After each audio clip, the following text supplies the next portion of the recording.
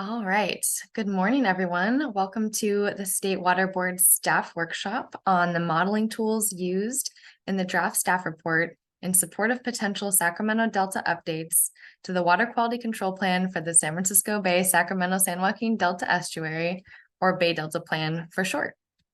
My name is Molly Williams. I'm an environmental scientist in the State Water Board's Office of Public Participation, and I'll be facilitating our workshop today. All right, and today we're going to hear from staff from the Division of Water Rights, who will present on an overview of the modeling tools used in the draft staff report, and then we'll answer questions from our workshop participants. The purpose of this workshop is to provide information and answer questions to facilitate the public review of the draft staff report.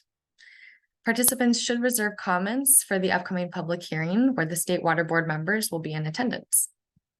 Comments will also be submitted in writing. We'll talk about that a little more in just a little bit. All right, let's go to the next slide.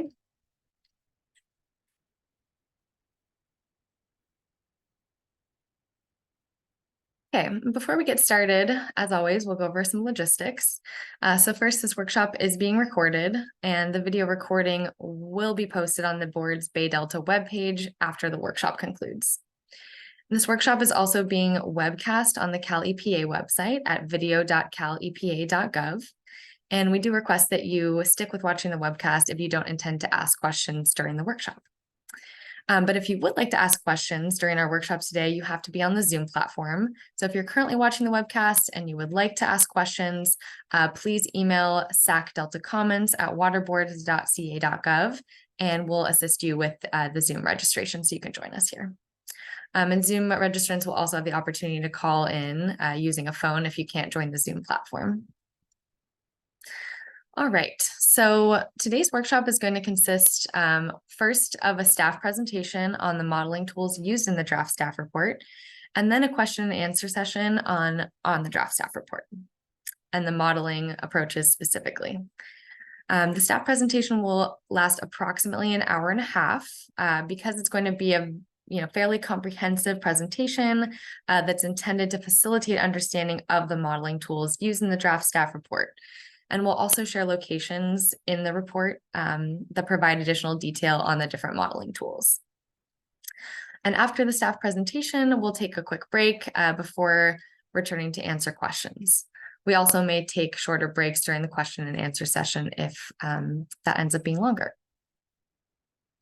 All right, and Zoom participants can type their questions in using the Q&A feature that's located on the bottom toolbar of the Zoom window at any time during or after the staff presentation. And for the purpose of organizing responses and providing efficient answers to questions, we do encourage participants to ask their questions using that Zoom Q&A chat. Staff will also be monitoring the Q&A box and will respond during the question and answer session. You'll mostly hear questions answered verbally today, but we will answer some more logistical questions in the chat where you can see the answers. Let's see, so we'll also take any oral questions from Zoom and phone participants during the Q&A session, and staff will unmute you when it's your turn to answer a question or to ask a question. You can use the raise hand feature on Zoom to indicate that you would like to speak, but we do ask that you wait until we get to the Q&A session to raise your hand. And for Zoom registrants who are participating via phone, you can press *9 on your phone to raise your hand and lower it. All right, and because we have a large number of participants registered today to attend, we ask that everyone asks their questions concisely so that everyone has an opportunity to participate and ask their question. And additionally, when we're calling on folks who have raised their hand to ask their question verbally, we ask that you only include one question at a time.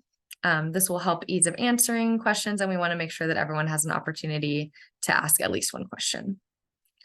So after that point, we can go back and return to folks who have additional questions, if applicable.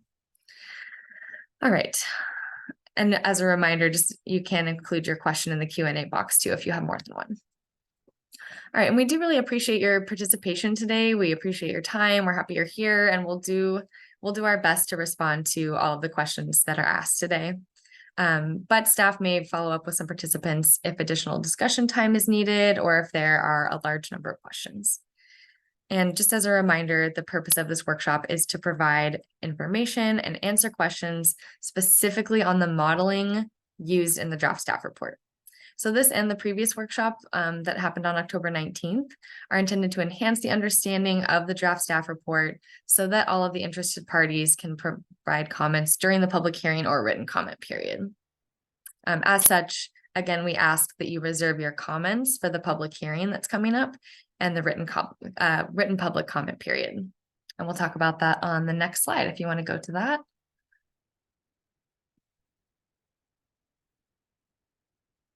All right, so later this fall, the State Water Board will hold a multi-day public hearing where stakeholders will have the opportunity to provide oral comments on the draft staff report. And although State Water Board members are expected to be present during the public hearing, the board won't take any action at that time. The State Water Board will consider approving changes to the Bay Delta Plan at a future board meeting following consideration of public comments on the draft staff report, as well as additional comments on specific draft changes to the Bay Delta Plan that will be circulated next year for review and comment. And the upcoming hearing will begin on November 17th, continue on December 1st, and then conclude on December 11th. And it's going to be a hybrid hearing, so that will include a physical meeting location and as well as an opportunity to participate remotely on the Zoom platform. So our registration deadline to participate in the Zoom is coming up tomorrow. So if you would like to comment during the day of the hearing, we ask that you please complete your registration by tomorrow at the link on the slide. And it's also available on the Sacramento Delta Web Update website.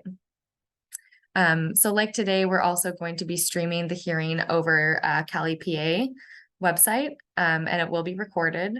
So if you're not interested in providing comments but still want to listen in, you have that option.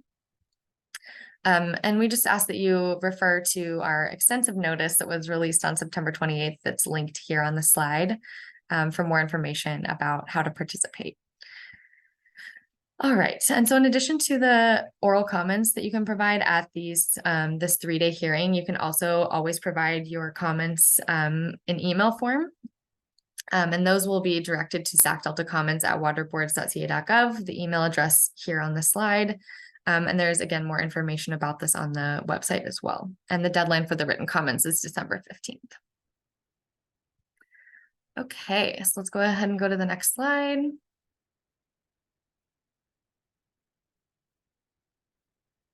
All right, so as previously mentioned, today's workshop will be focused on the modeling and analytical tools used in the draft staff report.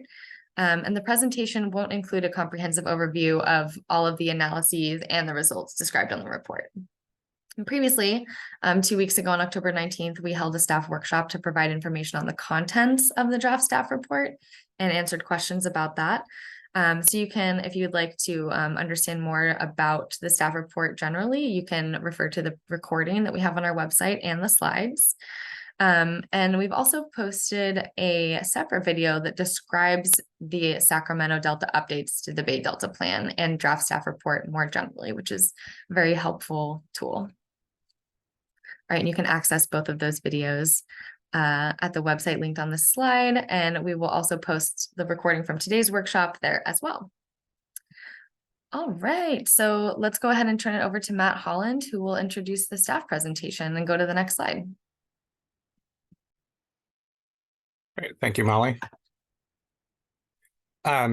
So good morning, and welcome to today's staff workshop. My name is Matt Holland. I'm one of the program managers in the Division of Water Rights with the State Water Board.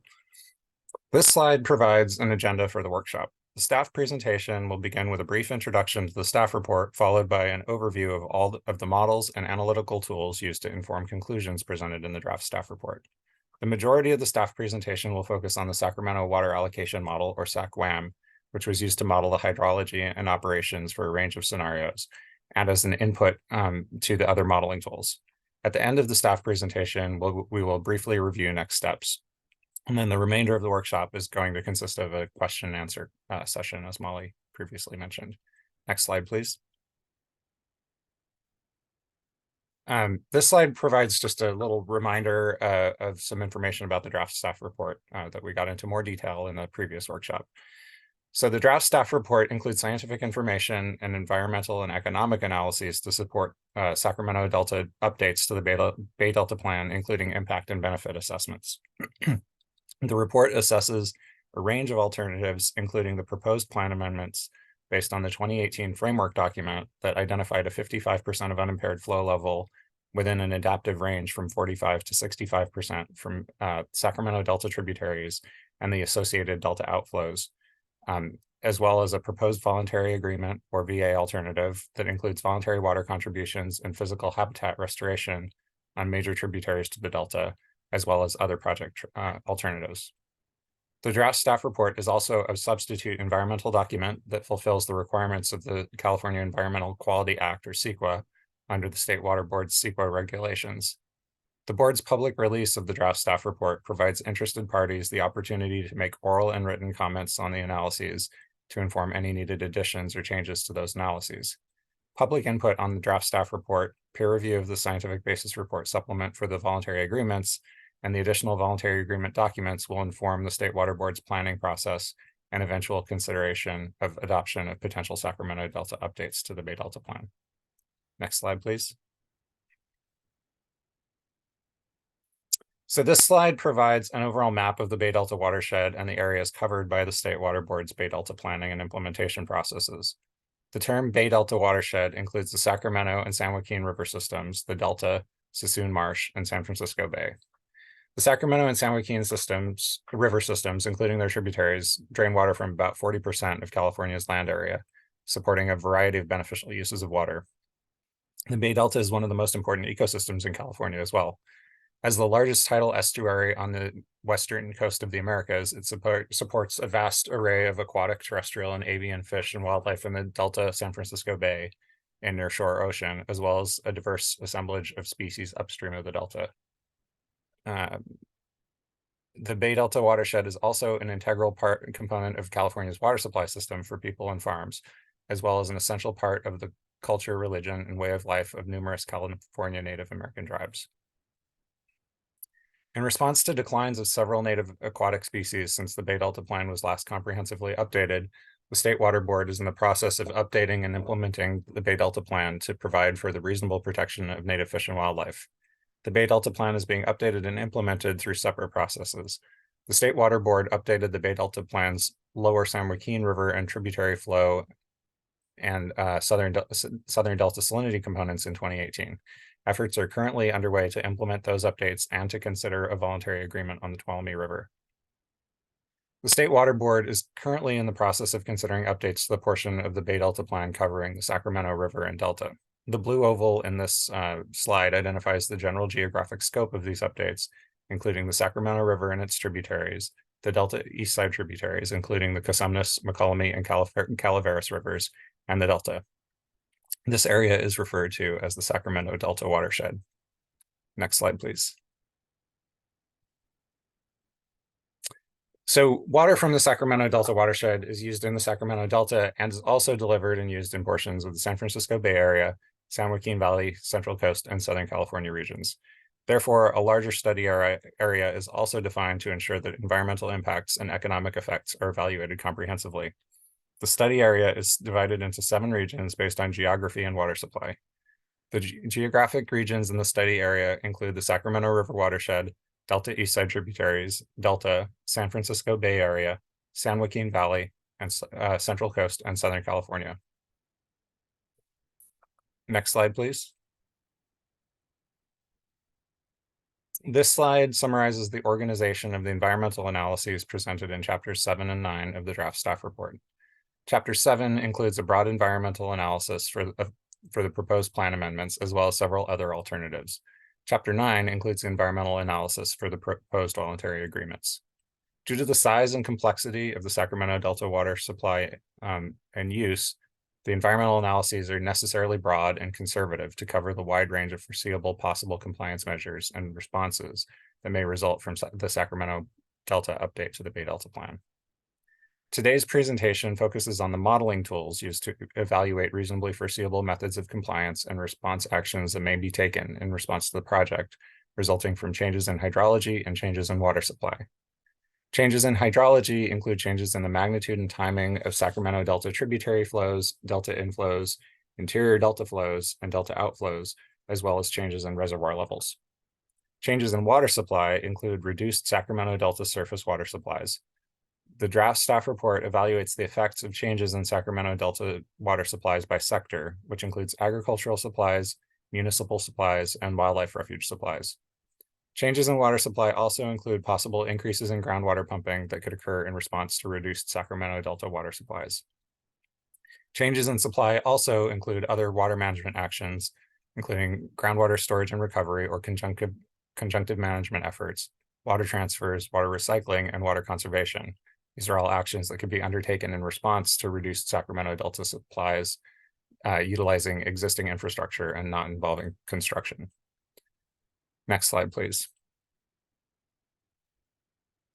This slide lists the models and analytical tools utilized in the staff report, and we'll be going over these in more detail during this presentation.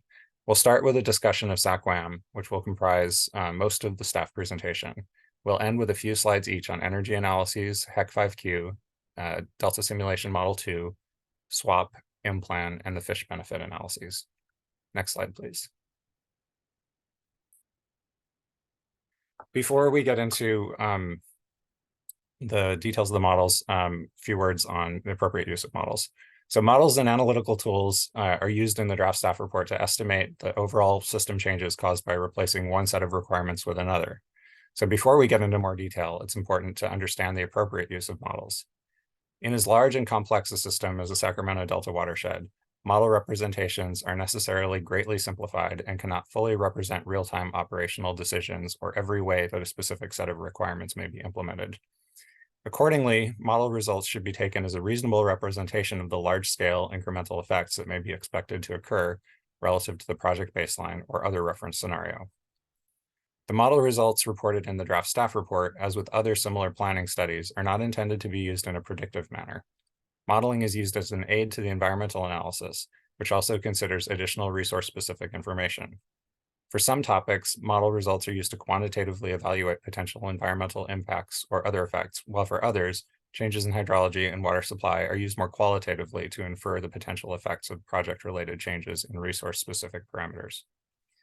Finally, because all of the modeling analyses are at some level driven by hydrologic and operations modeling done with SAC-WAM, caution should be used when analyzing results of models that include finer temporal or spatial resolution, such as DSM-2 and HEC5Q. Next slide, please.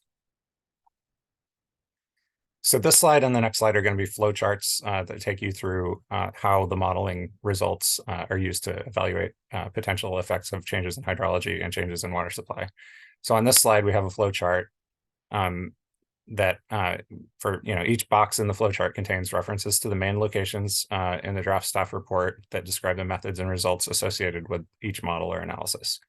So starting from the top, the main tool that drives subsequent analyses is the Sacramento Water Allocation Model, or SAC-WAM, which we'll cover in greater detail later in the presentation. SAC-WAM is a hydrology and operations model that simulates the Sacramento River and its tributaries, as well as the Delta East Side tributaries and Delta. A range of flow scenarios was modeled in SAC-WAM, and those results were then used as inputs to resource-specific models. SAC-WAM methods and the results can be found in Chapter 6 for the proposed plan amendments and other flow alternatives, and Chapter 9 for the proposed voluntary agreements. The next set of models in the next row were used to evaluate effects on water temperature, water quality, hydrodynamics, and energy. HEC5Q was used to model temperature on the Sacramento, Feather, and American rivers, and was used primarily to inform the evaluation of aquatic biological resources in sections 7.6.2 and 9.7.6.2. The Delta Simulation Model 2, or DSM-2, was used to evaluate hydrodynamics and water quality within the Delta and informed evaluation of changes to surface water quality in sections 7.12.1 and 9.7.12.1. Finally, SAC-WAM results were used to inform the energy analyses in sections 7.8 and 9.7.8, which considered the effects of changes in hydrology on hydropower generation and electrical grid reliability. The last row on this slide lists tools used to evaluate the effects of changes in hydrology, focused on potential beneficial effects on native fish species in the Bay Delta watershed. Evaluation of flow abundance relationships and potential benefits to estuarine habitat were conducted using summaries of seasonal flows consistent with the scientific literature documented in Chapter 3 and in the scientific basis report supplement for the proposed voluntary agreements, which can be found in Appendix G2. These results can be found in sections 314.1 and 9.6. Additionally, results from both SACWAM and HEC5Q were used to inform the analysis of salmonid habitat in the tributaries affected by the proposed plan amendments in section 3.14.2 and the proposed voluntary agreements in section 9.6. I want to note that for a more comprehensive list of modeling tools and associated section references, including the appendices that contain more detail on each model, please see table 7.1-1 in the draft staff report. Next slide, please. So the slide is like the previous one, but it focuses on the modeling tools that were used to evaluate potential effects of changes in water supply. Again, at the top of the flow chart, we have SACWAM, which provided the water supply results to each of the subsequent analyses. The next row, labeled Sacramento Delta Supply for municipal and agricultural use, is essentially a post-processing step that aggregates and disaggregates SACWAM results to estimate the changes in surface water supply that could occur in different sectors within each of the 7 study area regions previously described. This step is necessary because the demand units included in SACWAM sometimes span multiple regions and sectors. The results from these analyses are found in sections 2.8, 6.4, and 9.5.4 of the draft staff report. The next row contains tools used to evaluate the effects of changes in water supply on various resource areas. SACWAM results were used directly to evaluate changes in energy use associated with export operations. The methods and results for these analyses can be found in sections 7.8 and 9.7.8. The remaining models in this row make use of Sacramento Delta Supply results from the previous row. The statewide agricultural production model, or SWAP, was used to evaluate changes to cropping patterns in the Central Valley that could occur as a result of the changes in water supply associated with the various flow scenarios and alternatives. These analyses can be found in the evaluation of agricultural resources in sections 7.4 and 9.7.4, and of economics in Chapter 8 and section 9.8. The California Sub-Regional Agricultural Analysis Tool, or CASRA, was developed and used to evaluate agricultural production in areas outside of the SWAP domain. CASRA informs agricultural and economic analyses in the same sections as SWAP, and also informs the evaluation of utilities and service systems in sections 7.20 and 9.7.20. The final set of tools in this row evaluates changes in water supply on the municipal sector and are found in utilities and service systems, chapters 7.20 and 9.7.20, as well as the economic analyses in chapter 8 and section 9.8. Lastly, SWAP model results are used as inputs to the IMPLAN model, which is used to evaluate regional economic effects in Chapter 8 and Section 9.8. Again, please see Table 7.1-1 in the staff report, in the draft staff report, for a more comprehensive list of modeling tools and associated section references. And with that, I'm going to hand over the presentation to Scott Laguerre to go over SACWAM and energy analyses. Next slide, please.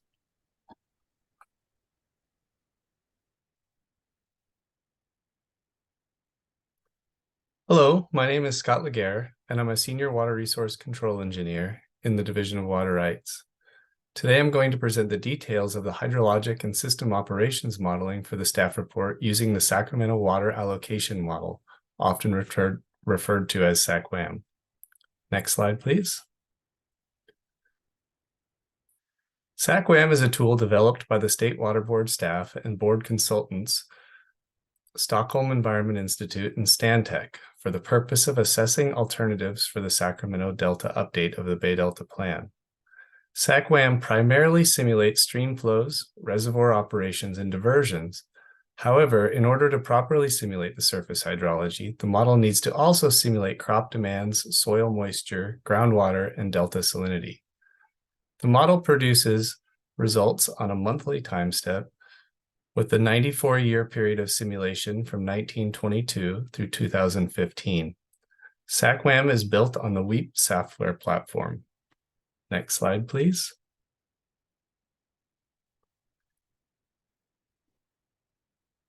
SACWAM has been under development for nearly 10 years, beginning in January 2014, In September 2016, we released a beta version that underwent a peer review through the Delta Science Program in October of 2016.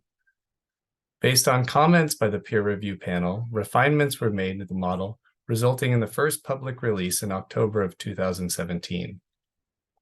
SACWAM version 1.2 was released in April of 2019 to help facilitate the development of the voluntary agreements, and was later refined in the release of SACWAM 2019-11-22 in November of 2019.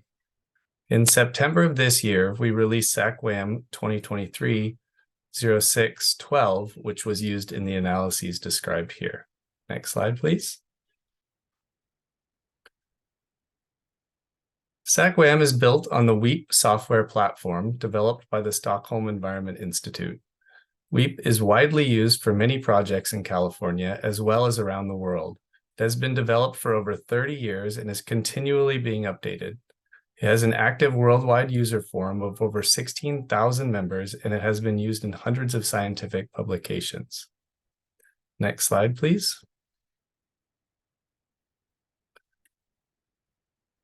The model represents the Sacramento River hydrologic region, the Trinity River watershed above the Lewiston Gauge, and the northern part of the San Joaquin River hydrologic region downstream from the gauge at Vernalis. The model includes the entire Sacramento-San Joaquin Delta and the Delta Eastside streams comprising of the Cosumnes, the Mokelumne, and the Calaveras rivers. SACWAM also includes the Delta-Mendota Canal, the California Aqueduct, and San Luis Reservoir. Flows in the San Joaquin River entering the SACWAM model domain at Vernalis are specified based on a Calcim 3 simulation produced by Stantec in 2022.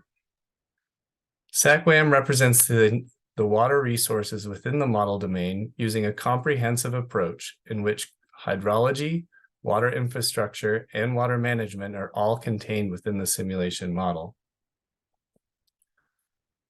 There are over 10,000 water rights and claims in the Sacramento Delta watershed.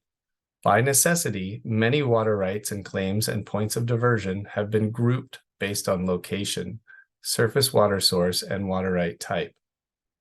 The water supply analysis further groups diversion results into a regional level described previously by Matt. Next slide, please.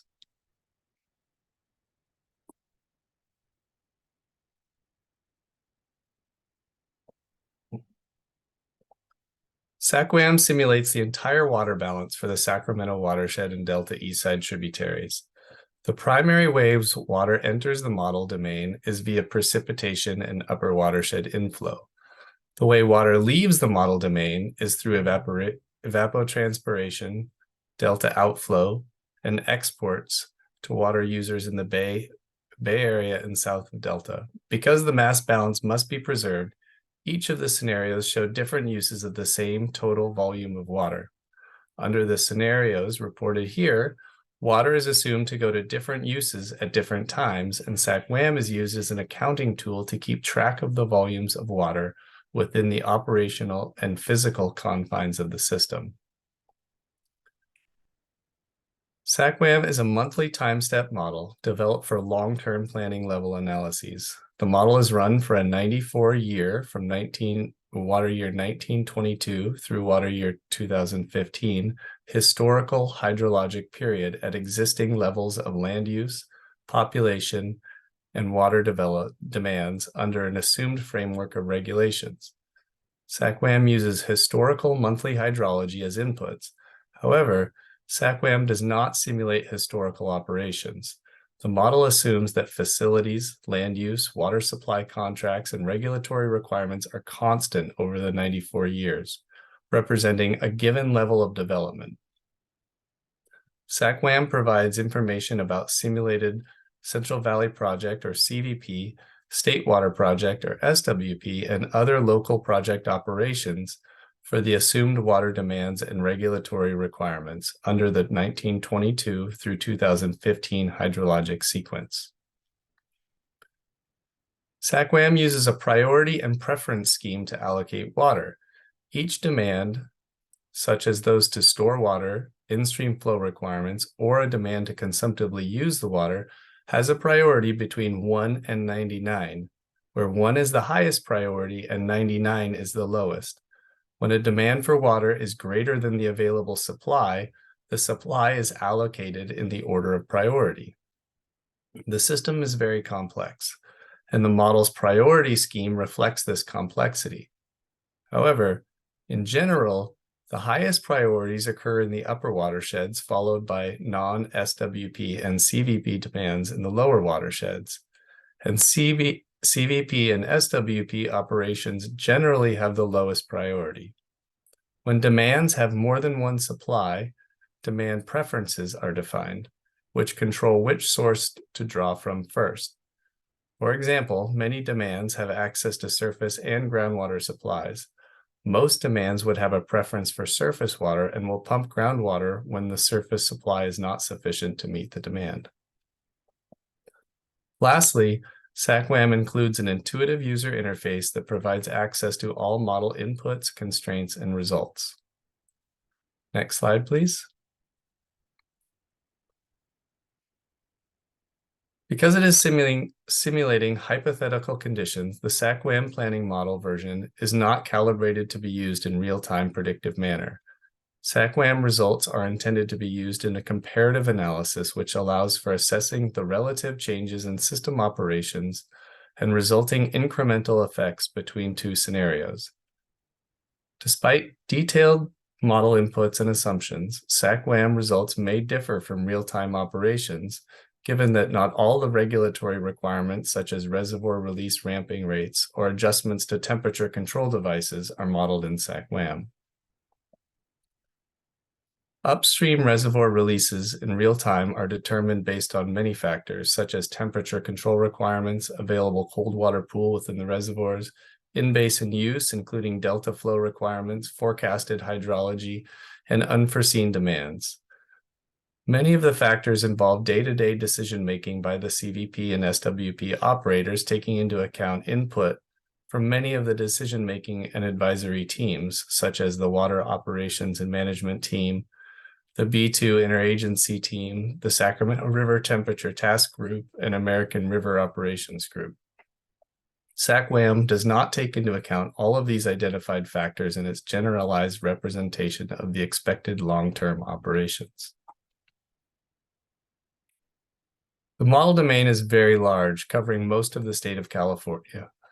By necessity, SACWAM simplifies the depiction of stream flows by aggregating surface water diversions, return flows, and groundwater inflows to the stream network. Throughout model development, we've worked with local water districts, reviewed agricultural water management plans, urban water management plans, and water rights reporting to refine the diversion-related logic. However, there are nearly 300 surface diversions in the model, representing thousands of water rights. So rather than focusing on the results at a specific point of diversion, conclusions should be drawn from changes in diversion at a larger scale. SACWAM simulates crop evaporation and soil moisture on a daily time step, but the stream flows and reservoir operations occur at a monthly time step. Therefore, sub-monthly operations such as hydropower peaking operations, flood control measures, delta operations, and water temperature control have been simplified in the monthly simulations used for the planning assessments. Next slide, please. This is a list of scenarios that were simulated in SACWAM. The baseline simulation is known as existing conditions and is the basis for comparing alternatives. The unimpaired scenario represents hydrologic conditions largely without reservoirs or diversions. The flow scenarios represent potential alternatives that include in-stream flow requirements in increments of 10 from 35 to 75% of unimpaired flow. The 2008 and 2009 BIOPS condition scenario assumes operations under the 2008 U.S. Fish and Wildlife Service biological opinion and the 2009 National Marine Fisheries Service biological opinion, which provides the point of reference for the analysis of the scientific basis reports. The 2019 BIOPS condition, representing the theoretical accounting base that the VA assets are proposed to be added to, that assumes operations under the 2019 U.S. Fish and Wildlife Service and National Marine Fisheries Service biological opinions, and excluding the 2020 Department of Fish and Wildlife incidental take permit and recent court orders. I will go through the detailed assumptions for each of these in the next few slides. Next slide, please.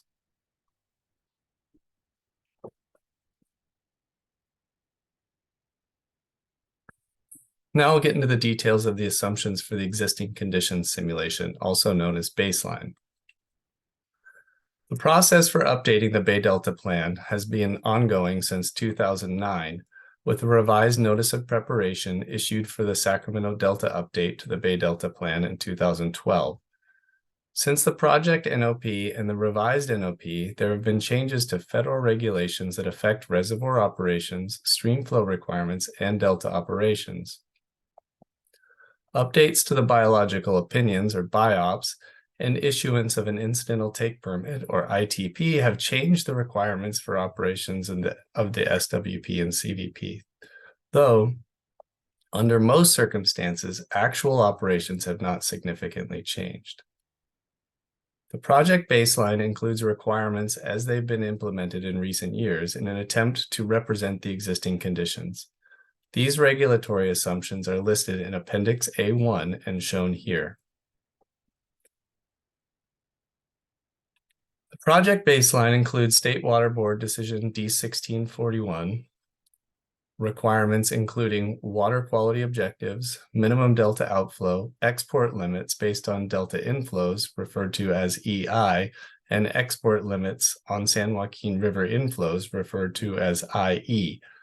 Inflows from the San Joaquin River were also assumed to be consistent with D-1641, with the exception of the April 15th to May 15th time period, when the shoulder flows from February through June were assumed to apply. The project baseline also includes the X2 requirements outlined in Table 4 of D-1641.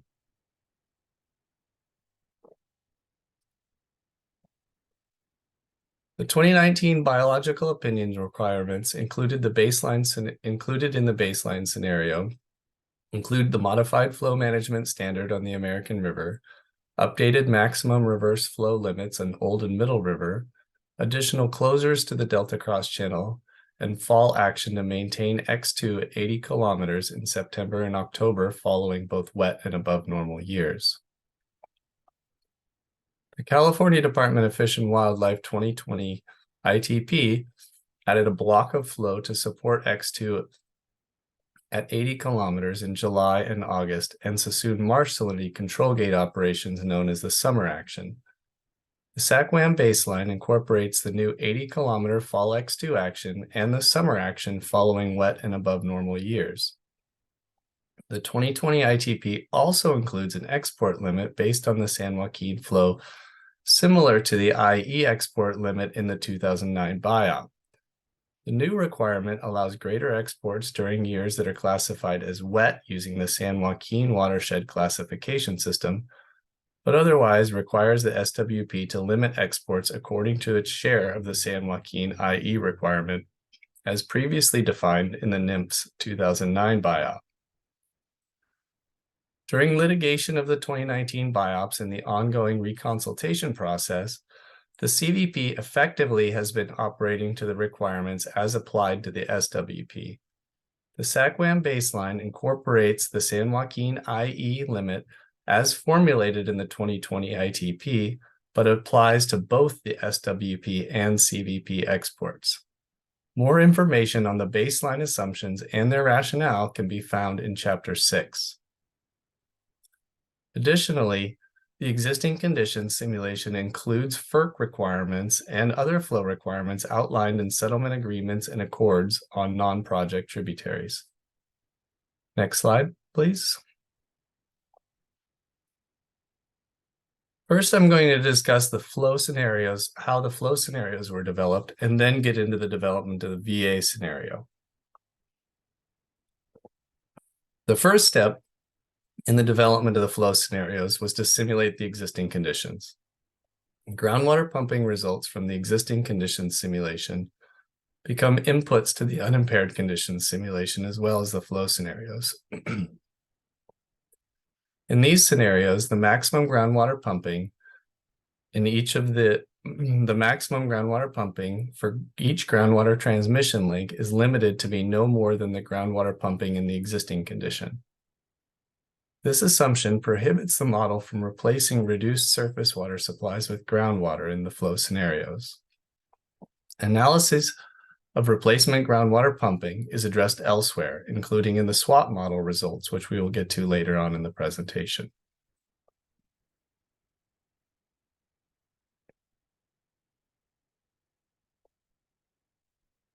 Stream flow results from the unimpaired conditions become the basis for new in-stream flow requirements in the 35 through 75 flow scenarios.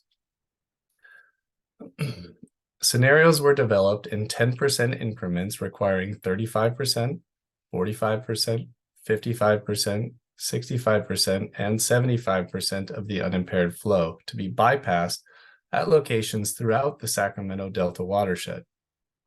Additionally, Trinity imports in the 35 through 75 flow scenarios are limited to be no more than baseline, consistent with the proposed plan amendments that would limit additional imports from the Trinity River system. Next slide, please.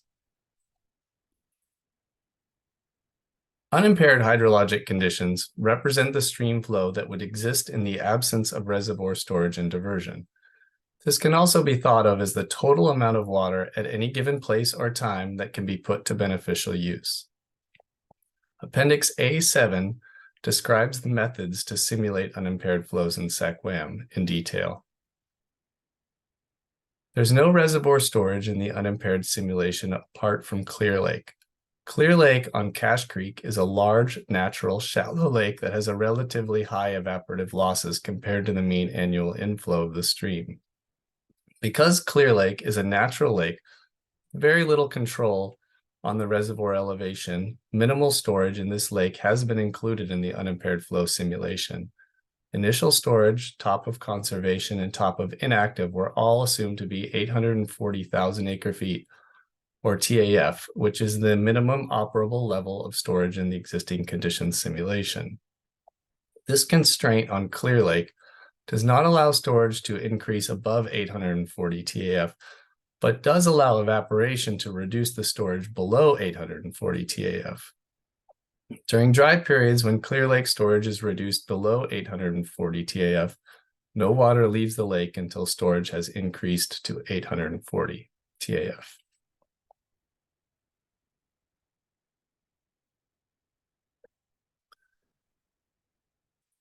In the unimpaired simulation, all diversions are set to 0 except for those two islands in the delta below sea level. Many delta islands are below sea level, causing seepage from delta channels into the islands. In these areas, water is continuously pumped out of the islands even when diversions are not occurring. Even without diversion, seepage water would be available for consumptive use by vegetation. To account for these depletions in areas below sea level, some delta diversions were included in the unimpaired simulation. Each delta demand was reduced by the percentage of land above sea level, resulting in a total annual average delta depletion of about 31% of existing conditions. The land cover and land use throughout the Sacramento Delta is the same in the unimpaired simulation as in the existing conditions simulation. Ultimately, in the unimpaired scenario, the soil is drier because there's no surface water being applied. Therefore, more rainfall runoff is applied to the soil moisture deficit and the crop requirements, resulting in less return flow than in the existing conditions simulation. As I mentioned above, groundwater pumping in the unimpaired simulation is limited to be no more than the groundwater pumping in the existing scenario. In Chapter 2 of the staff report, existing conditions are compared with unimpaired conditions throughout the watershed, including delta outflow.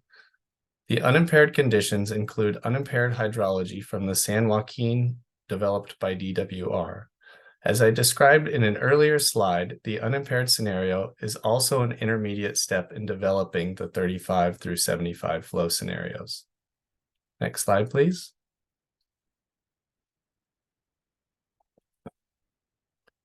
The same regulatory assumptions, including D1641, the 2019 BIOPS, the 2020 ITP, and FERC requirements from the existing conditions simulation are included in the flow scenarios.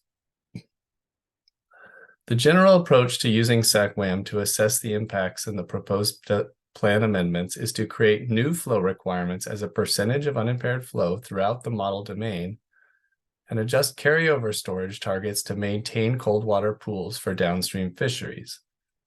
The set of water allocation priorities defined in the baseline model in combination with other assumptions described in the following slides determines the allocation of water to meet competing demands under the flow scenarios. New in-stream flow requirements were added throughout the model domain, above rim reservoirs, below rim reservoirs, at the mouth of each tributary, along the Sacramento River, and at the location for delta outflow, designated in SAC-WHAM with the prefix SWRCB. Multiple flow requirements were added on each tributary to represent the assumption that all users in the watershed, whether upstream or downstream, would be responsible for contributing to the new modeled in-stream flow requirement.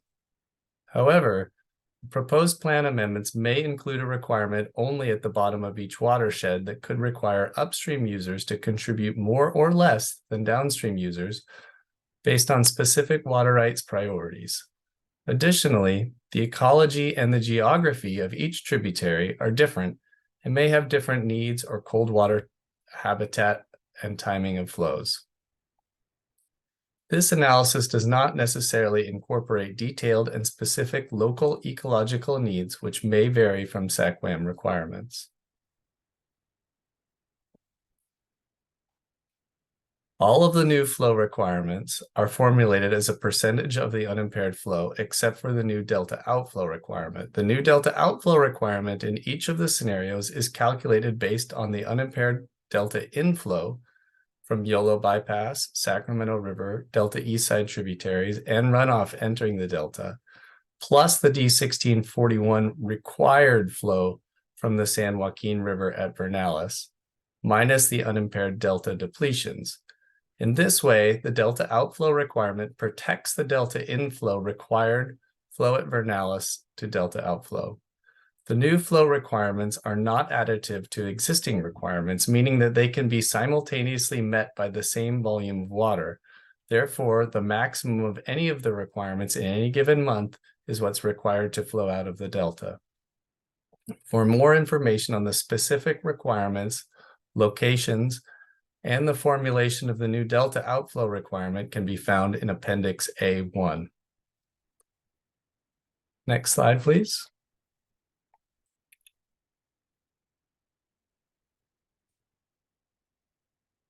To represent the cold water narrative objective, reservoir end of September storage targets. End of September storage was targeted to maintain cold water throughout the year below the rim reservoirs listed in table A1-3 shown here to protect downstream fisheries. End of September storage is a valuable indicator of the volume of cold water available throughout the critical temperature season of summer through early fall. The carryover storage targets are based on a variety of sources of information and are not meant to represent absolute values required to maintain habitat. Rather, they were included in the SAC-WHAM modeling scenarios as a mechanism to roughly represent the narrative objective.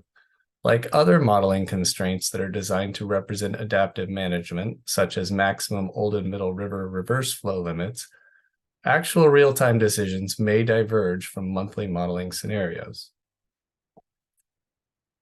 The carryover storage targets were implemented by adjusting allocations and other parameters with the goal of resulting end of September storage levels in the scenarios that were above the carryover target as frequently or more frequently than the baseline.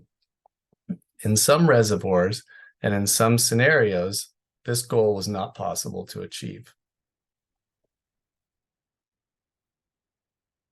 Where previous studies have identified carryover storage targets to maintain downstream temperatures for rim reservoirs such as Shasta and Comanche Reservoir, These carryover storage targets were assumed. For reservoirs with no available information describing carryover storage targets to achieve downstream water temperature goals, new reservoir thresholds were assumed. New end of September carryover targets were developed by using historical reservoir storage values and historical release temperatures described in Appendix A1C. Carryover targets were given a lower priority than other modeling goals, such as meeting in-stream flow requirements. This resulted in the end of September carryover storage targets listed here frequently not met in the 75 scenario for many reservoirs, occasionally not met in the 65 scenario, and rarely not met in the 55 scenario in some reservoirs. Next slide, please.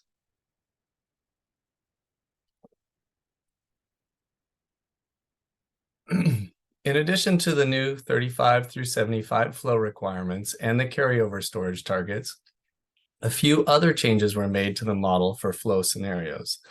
The first was an additional flow requirement below Keswick Reservoir to represent water right order 90-5, which requires reclamation to maintain stream temperatures conducive to spawning, egg incubation, and rearing on the Sacramento River below Keswick Reservoir.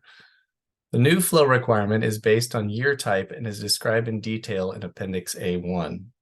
The 90-5 requirement and the carryover storage targets are meant to roughly represent operational decisions made to maintain cold water habitat below Keswick Reservoir on the Sacramento River. Although the resulting assumptions are implemented through a minimum in-stream flow requirement within SWRCB, they do not represent a regulatory flow requirement per se. Rather, the minimum flows identified here are approximations of flows that may be expected to be associated with the implementation of the cold water habitat narrative objective and existing regulatory requirements governing water temperature in this reach, in the context of the flow scenarios modeled and analyzed in the staff report.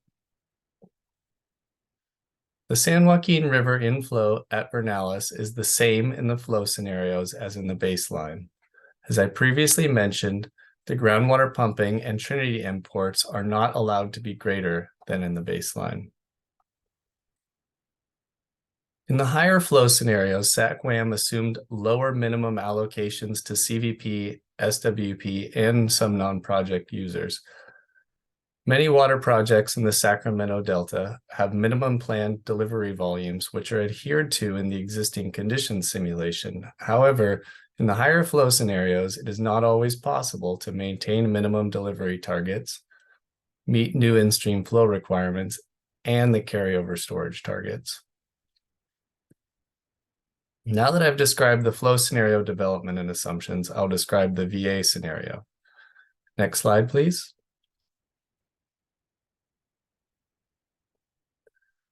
The VA term sheet describes the VA flow assets as being additive to flows required by D1641 and resulting from the 2019 BIOPS, referred to as the 2019 BIOPS conditions. The general approach to using SWRCB to model the effects of the proposed VAs on hydrology and water supply is first to simulate the 2019 BIOPS condition scenario and then build the VA scenario from the 2019 BIOPS condition scenario. For the purposes of modeling the VA, the 2019 BIOPS condition scenario also includes a notch in the Tisdale Weir as proposed in the VA.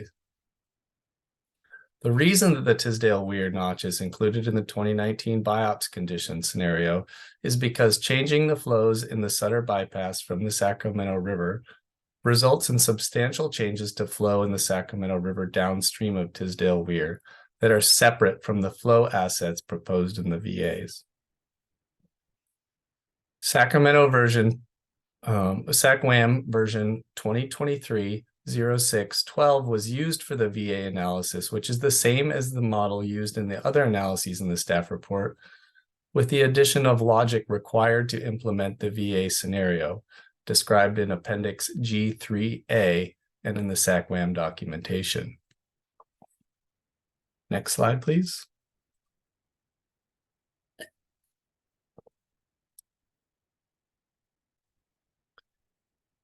The 2019 BIOPS scenario includes the same infrastructure and regulatory requirements as the baseline previously described for the development of the flow scenarios, except for that the 2019 BIOPS scenario does not include the 2020 ITP, and it includes a change to the Tisdale Weir operations.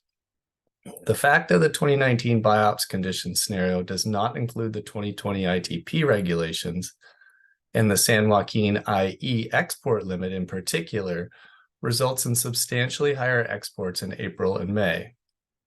Appendix G3A describes the changes in operations between the baseline and the 2019 BIOPS condition scenario in more detail.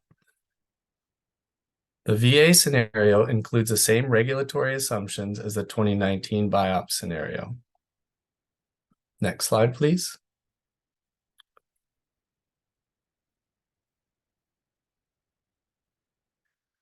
This table lists the flow assets proposed in the VA. Flow assets explicitly modeled in SACWAM include those from the Sacramento, Feather, Yuba, American, Mokelumne, and Puta Creek, as well as export reductions in the fixed-priced water purchases shown here. The flow assets from each tributary were simulated as new in-stream flow requirements that were in addition to the flow simulated in the 2019 BIOPS condition scenario. Monthly distribution of assets and other tributary-specific details can be found in Appendix G3A. Export reductions were simulated in a similar way as the flow assets where new limits were based on the 2019 BIOPS scenario exports. Post-processing exercises are used to account for the delta outflow effects of water purchases and potential flow actions from Friant and Tuolumne that are not modeled in the SACWAM VA scenario. San Joaquin Basin flow asset contributions from the Stanislaus and Merced rivers were only included in a post-processing exercise, adding the volumes to delta outflow as alternative bookend scenarios and were not explicitly modeled in SACWAM. This process is described on the next slide. Next slide, please.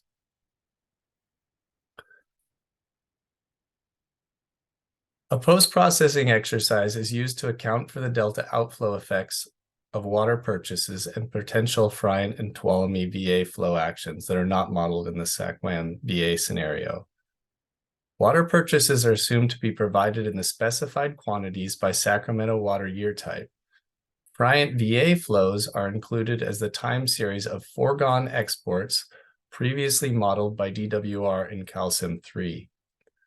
Tuolumne River VA flows are represented as a change in flow at the mouth of the Tuolumne River as modeled by the State Water Board's Water Supply Effects Model for the lower San Joaquin tributaries and added to delta outflows.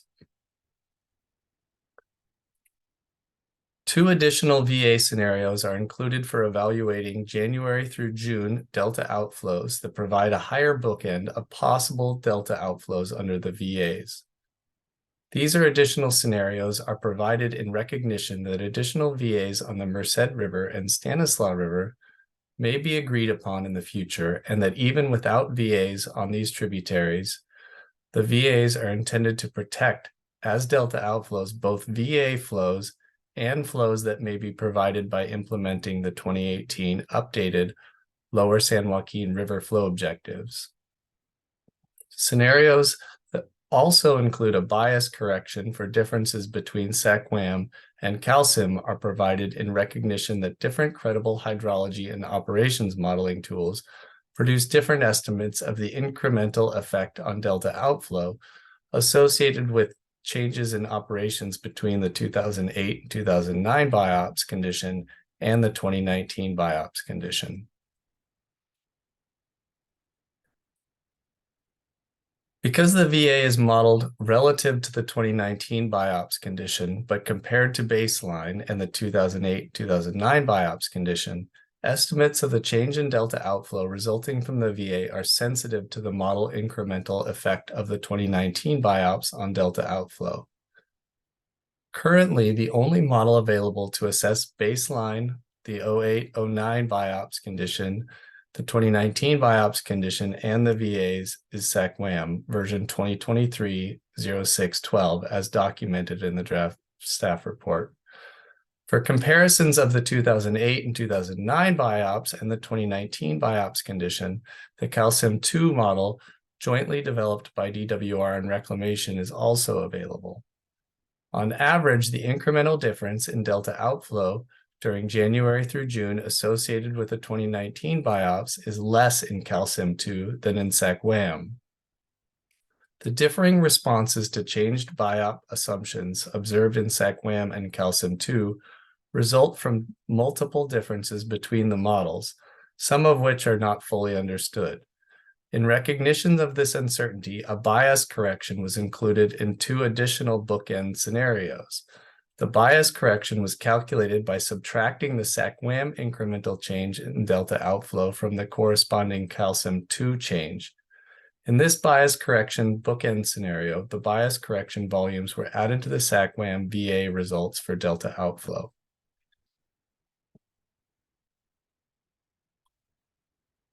In addition to the uncertainty and the incremental effect of changes of project operations associated with the 2019 BIOPS, future flow conditions from the Stan and Tuolumne and Merced River, also known as the lower San Joaquin River tributaries, will be affected by water quality control planning and implementation activities outside the scope of the Sacramento Delta effort.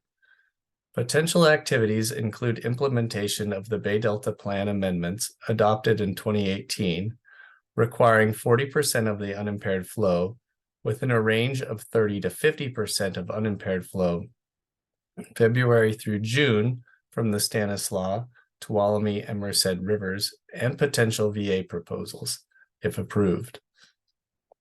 The potential flow contributions of the Merced and Stanislaus River are considered in 2 bookends.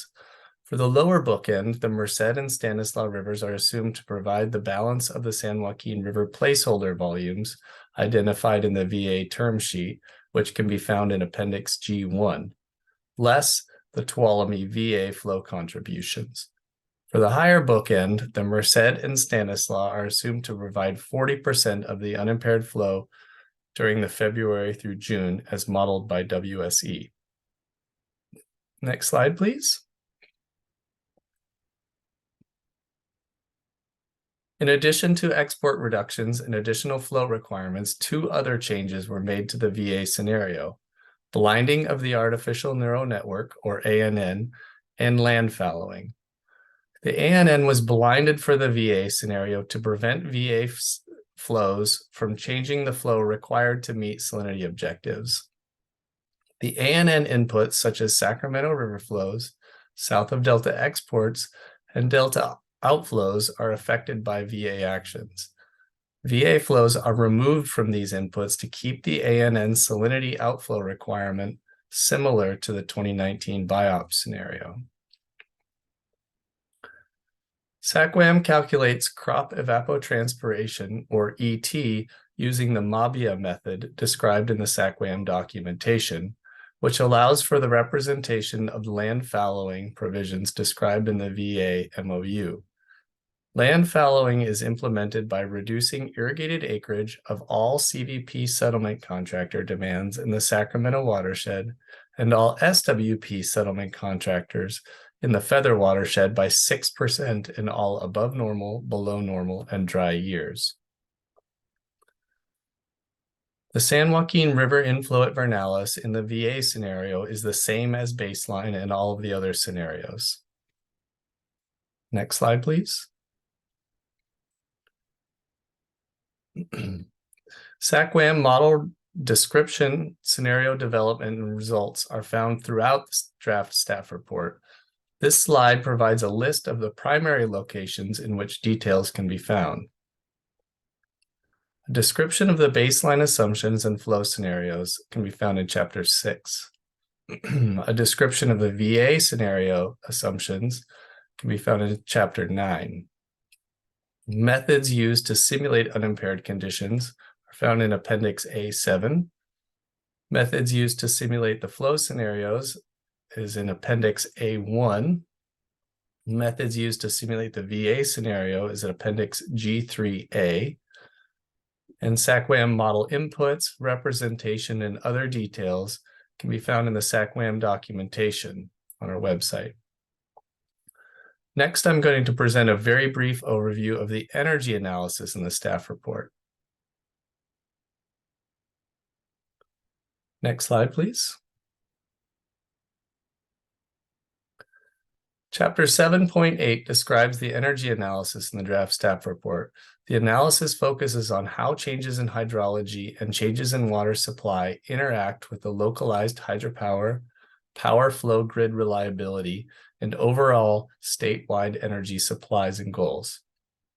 The analysis includes the use of alternative energy sources such as natural gas or other renewable sources as a response to changes in the pattern of hydropower generation. The analysis of hydropower effects in the Sacramento River watershed and Delta Eastside tributaries region includes changes in generation resulting from changes in flow and reservoir storage at 47 facilities, which covers most of the facilities that are expected to be affected by the proposed plan amendments.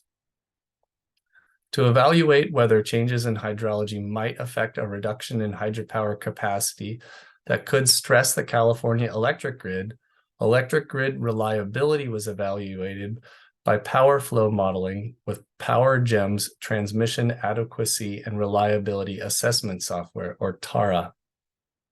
Lastly, a large amount of energy is required to pump CVP and SWP exports uphill towards their destinations.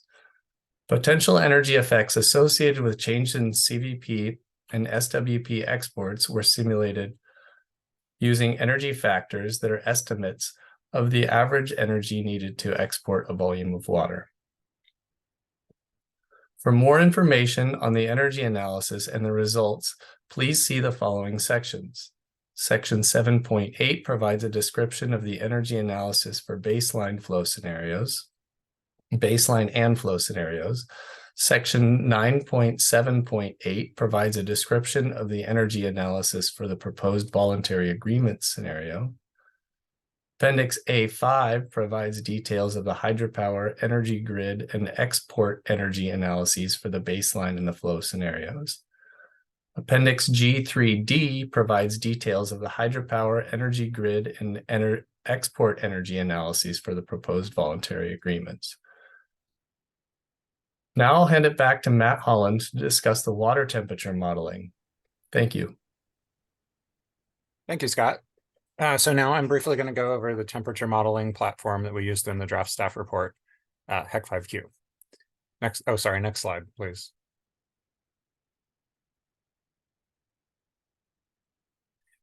So HEC5Q is a reservoir and stream temperature and water quality tool developed by the U.S. Army Corps of Engineers starting in 1979.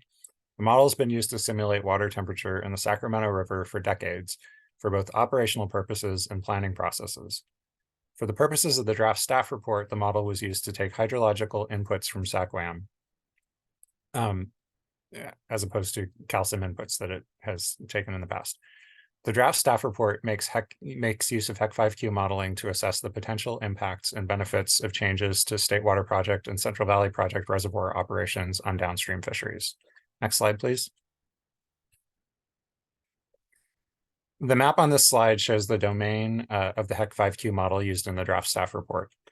One component of the model shown in orange on the map represents the Sacramento River and is evaluated at several locations on the main stem from inflow to Keswick Reservoir all the way down to Knight's Landing.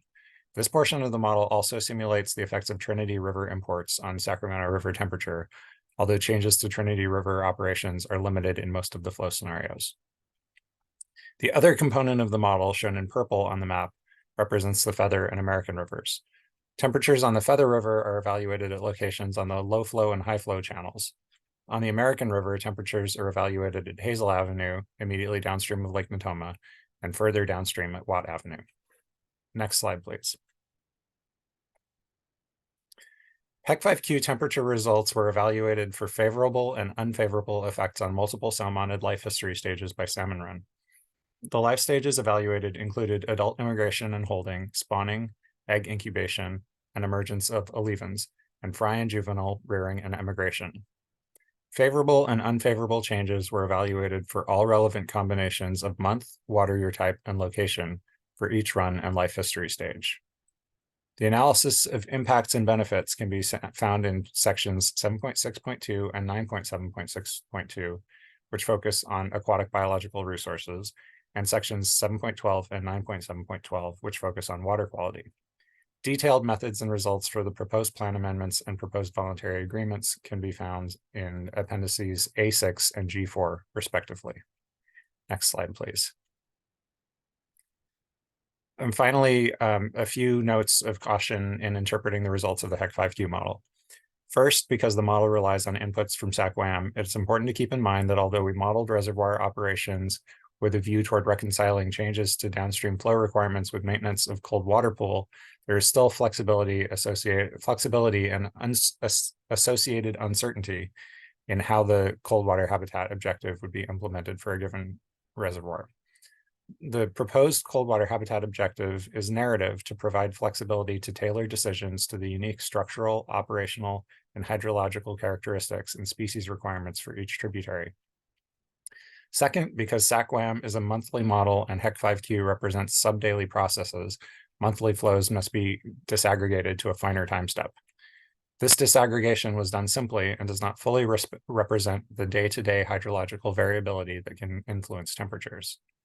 Finally, to model a 94-year period of hydrology, algorithms for targeting release temperatures are necessarily generalized and therefore not optimized in the same ways that real-time operations can be. With that, I'm going to hand the presentation over to Shubir Shah, who will be covering DSM-2. Next slide, please.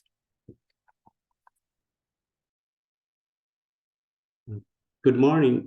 My name is Shubir Shah. I am a senior water resource control engineer in the Division of Water Rights with the State Water Board. I'll talk about details the hydrodynamic and water quality model DSM-2 used in the draft staff report. DSM-2 is a one-dimensional mathematical model typically used for simulation of hydrodynamic, water quality, and particle tracking in a network of riverine and estuarine channel.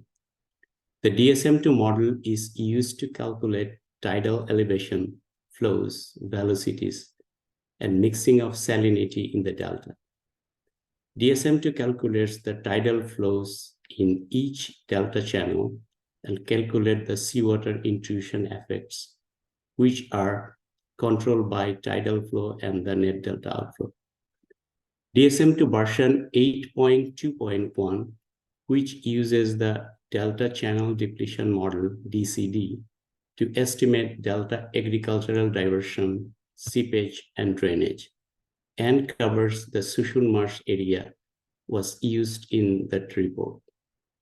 More detailed information about DSM-2 development, modeling procedure, calibration, and validation effort can be found in Appendix A2 in draft staff report and at the Department of Water Resources webpage for the DSM-2 model. A one-dimensional model is appropriate to use for this analysis because it captures the major tidal, dispersion, and mass balance processes that drive water quality condition in the delta and potential effects that may be associated with changes in flow expected with the flow scenarios and VA scenarios. Furthermore, it allows simulations of a longer period with a bigger range of hydrologic conditions in much less computed time than would be required by a multidimensional model. Next slide, please. SAC-WAM results for baseline and the flow scenarios and BA scenarios were used to develop delta flows and exports boundary condition for DSM-2 to simulate hydrodynamic and water quality condition in the delta. The flow boundary condition, including river inflows, exports, diversion, local runoff, and discharges from urban wastewater treatment plants are based on monthly flow time series result from SACWM. The delta schematic shows on the right major inflow, exports, and diversion and tidal boundary condition for DSM-2. Next slide, please. The water quality boundary conditions were estimated by processing SACWM results. Delta cross-channel, head of Old River Barrier, and Montezuma salinity control gates were operated based on a monthly time series from SACWM. DSM-2 model assumptions were described in Appendix A2. The delta schematic on the right shows local runoff and urban discharges boundary condition for DSM-2. Next slide, please. This slide covers how DSM-2 results were analyzed in the draft staff report. DSM-2 model results were analyzed by comparing baseline results with the flow scenarios and BA scenarios. The analysis focused on changes in water quality at water quality compliance location for fish and wildlife, Western and Interior Delta agriculture, municipal and industrial, and Southern Delta agricultural objectives. Seawater intrusion effects and changes in flow that could affect harmful algal blooms were also analyzed. The DSM-2 water quality impact analysis is presented in section 7.12.1 and 9.7.12.1 under surface water. DSM-2 methods and results for baseline and flow scenarios are described in Appendix A2. Appendix G3B covers DSM-2 methods and results for BS. With that, I'm going to hand over the presentation to Karen Nia. So this is Matt. Unfortunately, Karen is having some technical difficulties, so I'm going to pick up her slides. Thank you, Shabir. Next slide, please. Thanks. I'm going to be covering next the modeling tools used to evaluate the effects of changes in Sacramento Delta supply under the various scenarios. First, I'm going to go over how reductions in Sacramento Delta surface water supplies are estimated. Then I'll go over how the modeling tools used to estimate potential effects on agricultural production, crop revenues, and regional economy. And then I'll briefly cover municipal supply. Before I go on, I want to note that I misspoke several slides ago on the HEC 5Q temperature methods and results for the voluntary agreement proposal. Those are actually found in Appendix G3E, not G4. I think we'll probably make an indication on the slide presentation when we post it to make sure that that's clear. But with that, let's have the next slide and talk about surface water supply. So Sacramento Delta surface water supply is surface water that originates in the Sacramento Delta watershed and is supplied to users within both the plan area and to users in several other regions in California. Effects of changes in supply are evaluated over a larger study area comprised of 7 geographic regions based on geography and water supply, including the Sacramento River watershed, the Delta East Side tributaries, Delta, San Joaquin Valley, San Francisco Bay Area, Central Coast, and Southern California. Only a portion of the water supplied to most of the other regions is derived from surface water from the Sacramento Delta watershed. Sacramento Delta supplies for agricultural and municipal use within the Sacramento Delta watershed were obtained directly from SACWM results. SACWM results for Sacramento Delta supplies to other regions are provided in aggregate form. To analyze effects on a regional basis and by type of use, additional information was reviewed to estimate the amounts that are supplied for agricultural and municipal use. For each region, SACWM results for Sacramento Delta supply were split into agricultural and municipal use using information contained in water supply contracts, urban water management plans, and integrated regional water management plans. More information can be found on Sacramento Delta supply estimates in section 2.8, 6.4, Appendix A1A, and Appendix A1B. Next slide, please. The draft staff report analyzes effects of reduced Sacramento Delta supply on agricultural production and revenue throughout the study area. The statewide agricultural production model, or SWAP, was used to estimate changes in agricultural production in the Central Valley, as indicated by the black boundaries in this figure. Changes in agricultural production and crop revenue in the remainder of the study area were estimated using the California Subregional Agricultural Analysis, or CASRA. Effects on the regional economy were estimating using the Impact Analysis for Planning, or IMPLAN model. Next slide, please. This flow chart shows the approach used for the SWAP and IMPLAN agricultural and regional economic analysis. Changes in Sacramento Delta supply from SACWAM is input to the SACWAM model, which estimates the change in crop types and crop acres. These model results are used to estimate impacts on agriculture. SWAP also estimates changes in agricultural revenue. Changes in crop acres and crop type and changes in agricultural revenue are input to the IMPLAN model that estimates changes in regional economies. The regional analysis looked at effects on the plan area, that is the Sac Delta regional economy, and California's statewide regional economies. Next slide, please. SWAP is a regional agricultural and economic optimization model that simulates growers' decisions and responses to changes in water supply in the Central Valley by determining the cropping pattern that maximizes the net returns to agricultural production. The model was originally developed by the University of California at Davis and the California Department of Water Resources as an extension of the Central Valley production model. The modeling domain shown on the previous slide consists of 27 production regions in the Central Valley. 10 are in the Sacramento Delta watershed, and 17 are in the San Joaquin Valley. There are 21 crop groups represented in SWAP, and most of the crop acreage in the Central Valley fits within these crop groups. Water supply inputs used by the model include CVP and SWP supplies, local supplies, and groundwater.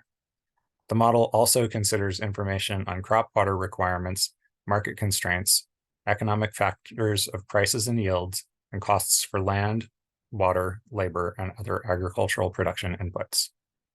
Agricultural production is optimized by adjusting the crop mix, water sources and quantities used, and other inputs, or by fallowing land when it is the most cost-effective response to resource conditions. Next slide, please. SWAP is an annual model. It provides a point-in-time comparison between baseline and changed flow conditions. SACWAM results were converted to annual volumes for use as SWAP inputs for SWP, CVP, and local supplies. We evaluated average and dry conditions in the staff report. So average water year inputs were developed from SACWAM results averaged over all water years in the simulation period. Dry water year inputs were developed from SACWAM results averaged over dry and critical years as classified by the Sacramento Valley 40-30-30 water year hydrological index, or the Sacramento index. Next slide, please.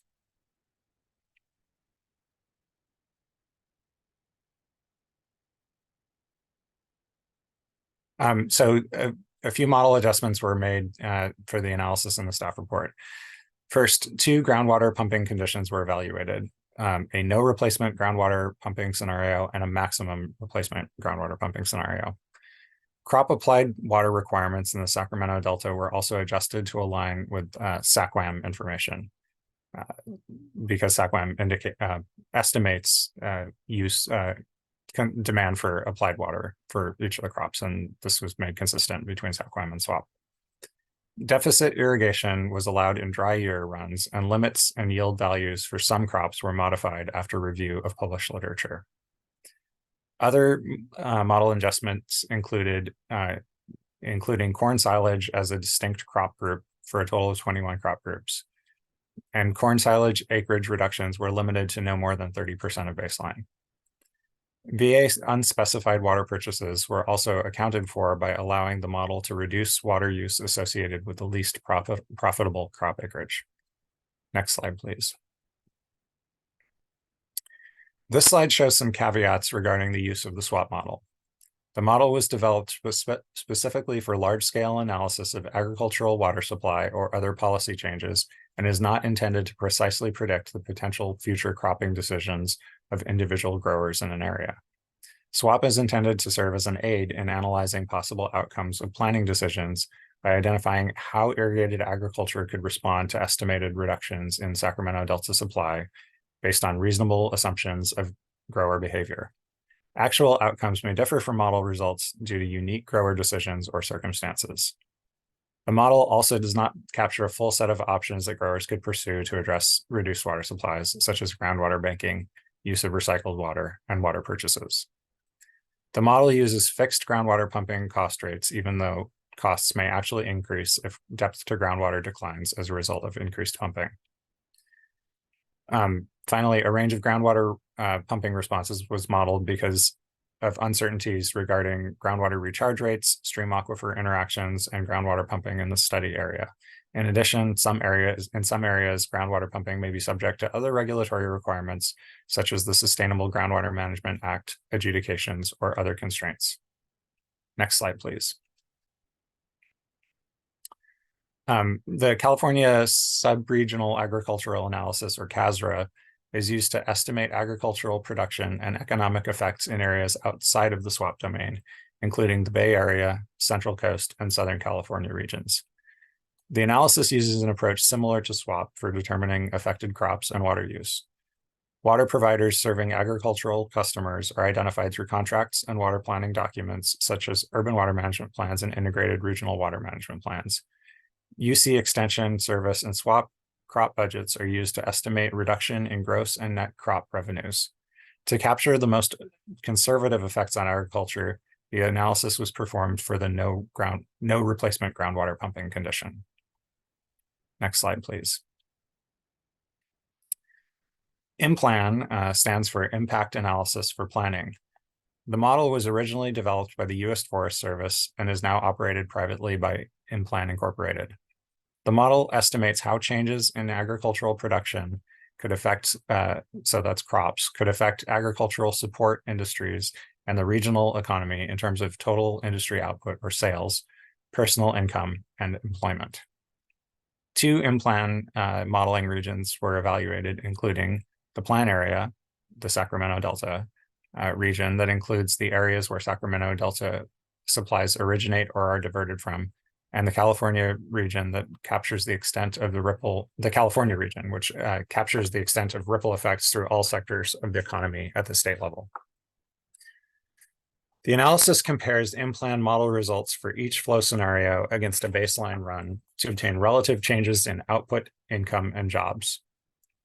Examples of SWRCB results used by the model include crop production expenditures, including payments for labor, and direct payment expenditures to producing industries, transportation sectors, wholesalers, and retailers.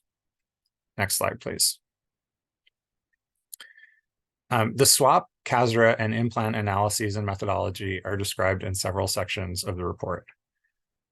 Information on SWRCB can be found in section 7.4, chapter 8, sections 9.7.4 and 9.8, and appendices A3, A4, and G3C.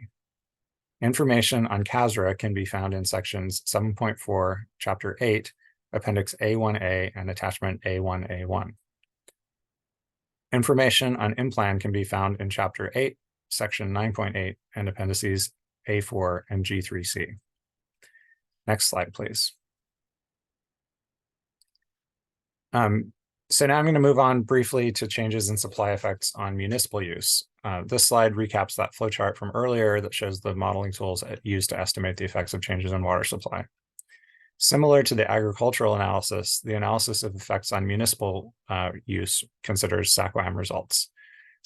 Sacramento Delta supplies for municipal use within the Sacramento Delta watershed were obtained directly from SACWAM results. In other regions, SACWAM results for Sacramento Delta supplies are disaggregated as shown in the second row titled Sacramento Delta Supply for Municipal and Agricultural Use, using information in water supply contracts, urban water management plans, and integrated regional water management plans, and applied to SACWAM results to estimate changes in Sacramento Delta supply for municipal use. More information on the municipal supply analysis can be found in sections 7.20 and 9.7.20, chapter 8, and section 9.8. Additional information is also provided in Appendix D. With that, I'm going to hand the presentation over to Sam Bashevkin, who will be covering analytical tools for evaluating fish benefits. Next slide, please. Thank you, Matt. Hello, everyone. My name is Sam Bashevkin. I'm an environmental program manager in the Division of Water Rights. I'll be describing the tributary and estuarine habitat modeling methods used to evaluate fish benefits under the flow scenarios and proposed VAs. A number of analytical tools were used to evaluate fish benefits for both the flow scenarios and the VA scenarios. These methods were described in the draft scientific basis report supplement that was released for public review in January 2023, and for which a public workshop was held on January 19th.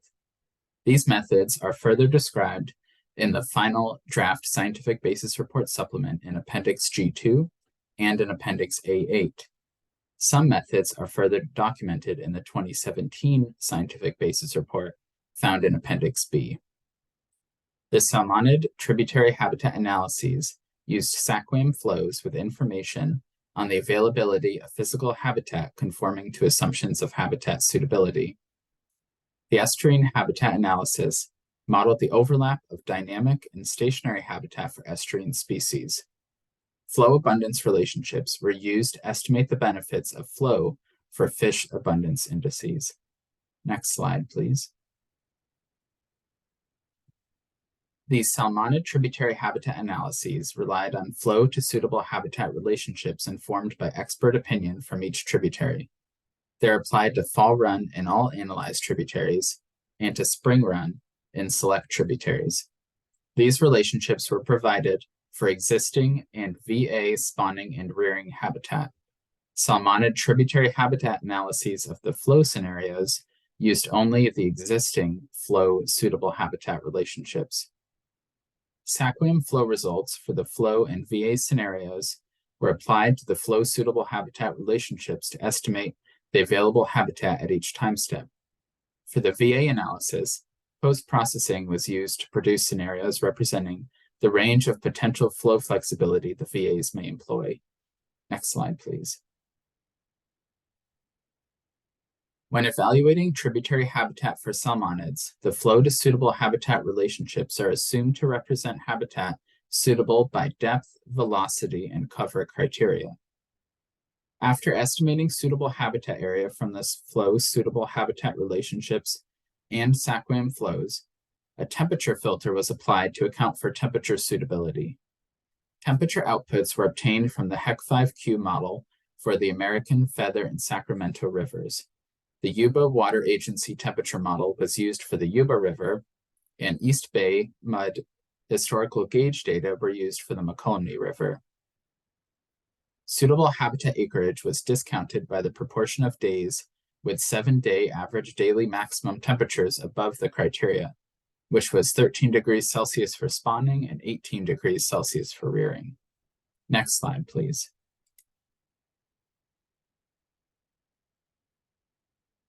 Additional analyses were conducted on floodplain habitats using the Meaningful Floodplain Event Approach, or MFE.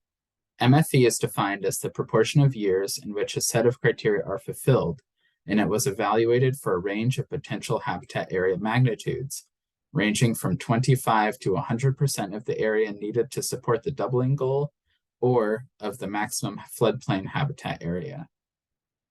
The given magnitude of suitable habitat had to be inundated in 2 out of the 5 months of the rearing period and 2 out of every 3 years. Next slide. Habitat area in the Bay Delta estuary was evaluated with a different approach. For this analysis, the RMA Bay Delta model was used to estimate salinity, depth, and velocity with calcium-2 inputs and combined with historical temperature and turbidity data. These environmental parameters were used to calculate suitable habitat area for delta smelt, longfin smelt, and salmonids. Since the RMA model was fit to outdated CalSIM-2 inputs. Results were then post-processed to SAC-WAM inputs to estimate suitable habitat area for SAC-WAM scenarios. Next slide. The flow abundance methods from the 2017 scientific basis report were applied to the flow scenarios and to the VA scenarios to estimate possible benefits for fish abundance indices. These methods were applied to 4 estuarine species: California bay shrimp, longfin smelt, Sacramento splittail, and starry flounder.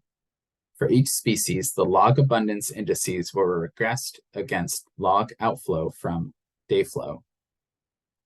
The resulting regression equations were then used to estimate the percent change in abundance indices for each flow or VA scenario compared to baseline. Model uncertainty was quantified with bootstrapping. Next slide. We are also working on some additional refinements to some of the analytical methods presented in the draft staff report. We made 2 corrections to the methods for the VA scenario analysis that we were unable to make for the flow scenarios before release of the draft staff report. The first of these was an underestimation of the flow abundance benefits for starry flounder and splittail. The actual flow scenario flow abundance benefits are greater than currently portrayed in Chapter 3, which will be updated for the final staff report. The second refinement is an overestimation of the floodplain habitat benefits in the McCullough River. The actual McCullough floodplain benefits are smaller than currently portrayed in Chapter 3, which will be updated for the final staff report. With that, I will now turn it back to Matt to discuss next steps. Thank you, Sam. Can I get the next slide, please? So today is the second workshop that staff have held to facilitate the public's review of the draft staff report. The State Water Board will also hold a tribal workshop and a meeting for tribal representatives to provide an overview of the contents of the draft staff report and to answer questions. The release of the draft staff report initiates a public comment period.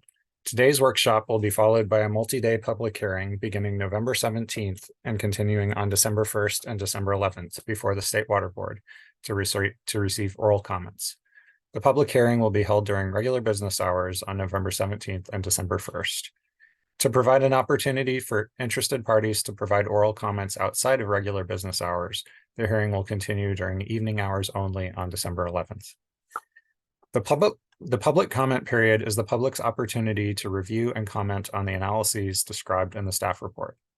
Written comments on the draft staff report are currently due December 15th, 2023.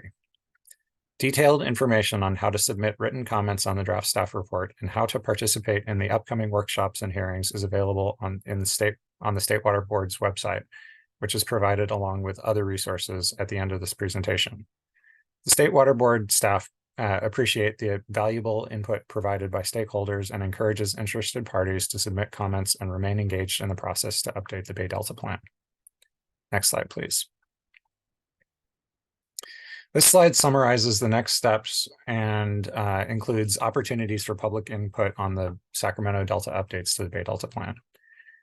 The board has initiated an independent scientific peer review of the final draft scientific basis report supplement for the Sacramento Delta voluntary agreements. Following the peer review, the scientific basis report may be further revised. The specific regulatory text for changes to the Bay Delta Plan has not been developed yet. Those changes will be developed based on public comments on the draft staff report, the remaining VA products expected at the end of this year, and peer review comments on the VA scientific basis report supplement. The draft changes will be subject to additional public review and oral and written public comment anticipated to occur in early to mid-2024. The input received on the draft staff report and the draft Bay Delta Plan amendments will inform the final staff report and final proposed plan amendments, which will be brought before the board for consideration at a future meeting as part of a full public process. It is anticipated that the State Water Board may consider adoption of the Sacramento Delta updates as early as late 2024. Next slide, please. This slide includes contact information and resources where you can find additional information on the Bay Delta Plan update and implementation processes. Listed below are links to the main Bay Delta program page and the page specifically for the Sacramento Delta updates to the Bay Delta plan. To stay informed on Bay Delta watershed activities, subscribe to our Bay Delta Notices email subscription list.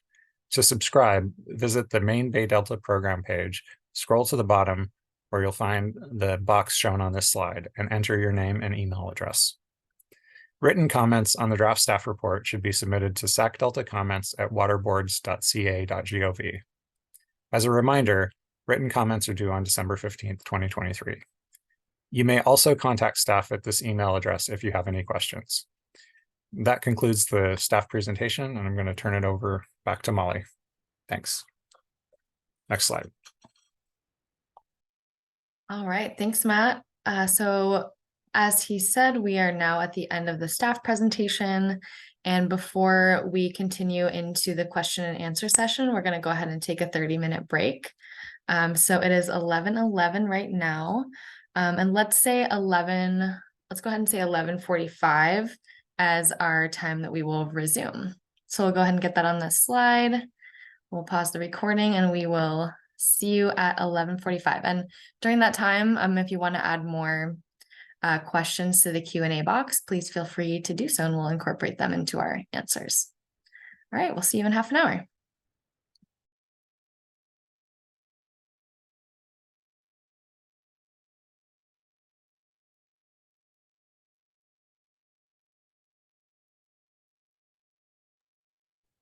All right, welcome back, everyone. We're going to resume our workshop. Folks can head on back. We're going to resume with our Q&A session. Okay. So just a quick recap here. We are going to begin by reading through the questions that were submitted through the Q&A in Zoom. And just again, as a reminder, you might not hear your question asked verbatim. We've kind of, for efficiency purposes, grouped questions together so that if the same question was asked multiple times in different ways, we're kind of just answering it once. But we're doing our best to answer every question that was asked in the Q&A, of which there were a lot. And then additionally, we won't be addressing any questions that appear to be comments. So write anything that doesn't include a question or is not relevant to the topic of this workshop. And again, the purpose of this workshop is specifically to answer questions about the modeling approach and the draft staff report. And the comments today should be related to that. And comments that you have should be provided at the upcoming hearing or submitted in writing. And those are both options for you. All right, so I'm going to go ahead and pass it over to Matt, who's going to answer some of the questions that were submitted via the Q&A. Thanks, Molly. So first we have a couple of questions regarding the Vernalis inflow condition used in the SACWAM modeling. So the first question is asking what regulations are assumed in that calcium 3 run that was used to produce the Vernalis inflow condition, and specifically asking whether it includes the 2018 State Water Board Bay Delta plan amendments to the Lower San Joaquin requirements, or is it based on D1641? So the answer to the first question is that the SACWAM boundary condition at Vernalis is based on D1641 Vernalis minimum flows and salinity requirements derived, and salinity requirements. Those requirements are derived from the water supply effects model and included in a calcium 3 run. In the absence of the Vernalis Adaptive Management Plan or VAMP implementation, pulse flows in the period April 15th through May 15th are replaced with minimum monthly flows from what we call the shoulder periods from February through April 14th and May 16th through June. And those requirements are applied at the tier based on water year type and applicable footnotes. Additionally, reservoir flood release spills, other in-stream flow requirements such as BIOP required flows from the Stanislaus, FERC requirements, and settlement agreement flows from the Tuolumne River, FERC in-stream flow requirements from the Merced River, and other local accretions combine to produce the total resulting flow at Vernalis. This information is also found in section 6.2.1 of the draft staff report. Then there was another question, another related question, asking if the San Joaquin River is not modeled in the unimpaired flow scenarios in VA, how was the Bay Delta Plan 2018 update requirements modeled for the San Joaquin River tributaries? So the answer to that is that in recognition that the VAs are intended to protect flow generated from implementation of either the 2018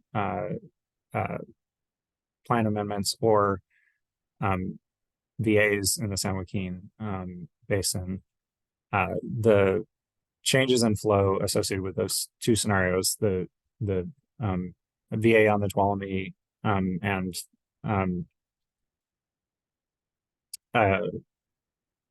placeholder flows on the San Joaquin, on the other lower San Joaquin tributaries were included in one bookend, and those were evaluated for changes in January through June flows. In addition, there was an analysis combining the flows that would result from the 2018 lower San Joaquin plan amendments on the Merced and Stanislaus, coupled with a VA on the Tuolumne. So that was included as a bookend for the VA. So while the possible cumulative impacts of the 2018 updates to the Bay Delta Plan with the proposed plan amendments are evaluated for all flow alternatives, we did not include in the staff report the implementation of the 2018 lower San Joaquin flow objectives in the benefits analysis. That's a sensitivity analysis that we are prepared to provide, and we plan to provide so that there's parity in the analysis of benefits for the VAs and the flow alternatives. And I think, yeah, there's one other question, sort of San Joaquin River thematic. It's asking whether the San Joaquin IDE limits were applied in baseline in all water year types. And the answer to that is yes, they were, but they were made consistent with the incidental take permit requirements, which is to say that the wet year off ramp from the ITP is included for State Water Project and is extended to the CPP constraint consistent with COA sharing.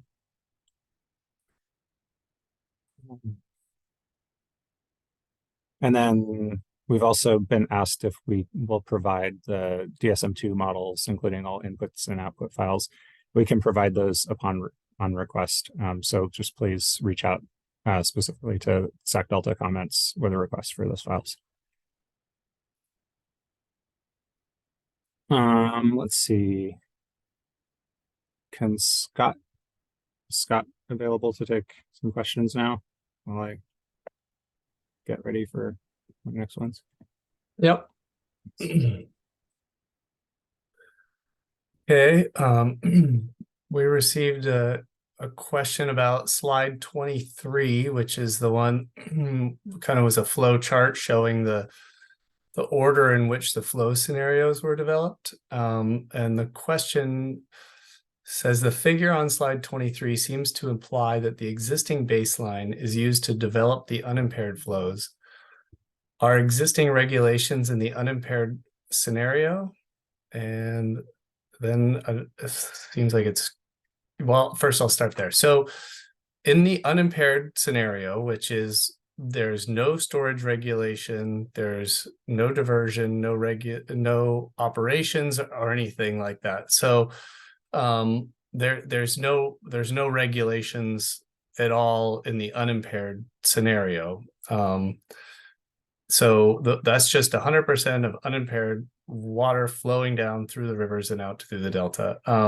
Now those flows were used to develop the unimpaired flow requirements in the percent of unimpaired flow scenarios, so the 35 through 75 scenarios. So in those scenarios,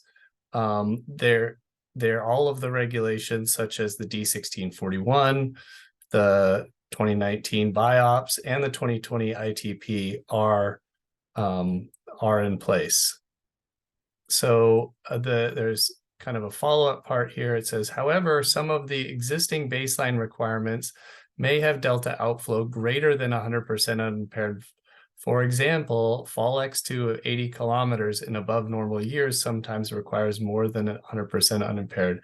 And yes, that is correct, and you're understanding that correctly. So if there is a 55% unimpaired flow requirement, say, and in this instance, the example that you gave in 1 month where a fall X2 requirement or something like some other requirement requires maybe more than that 55% unimpaired flow, then that 55% unimpaired flow requirement is incidentally met by the other requirement.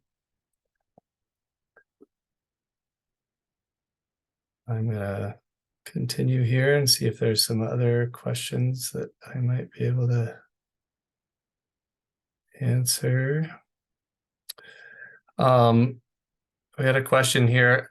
How is import water accounted for in the unimpaired scenarios? So again, I want to make sure that it's clear that there's the unimpaired conditions scenario, which is there's no storage regulation, no diversion.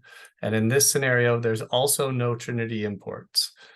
Now in the flow scenarios, the 35 through 75 flow scenarios, in that case, Trinity imports are in there. However, as I mentioned earlier, they're not allowed to be greater than baseline scenario. Now, in these, the Trinity imports are there, and that water is available to meet the unimpaired flow requirements.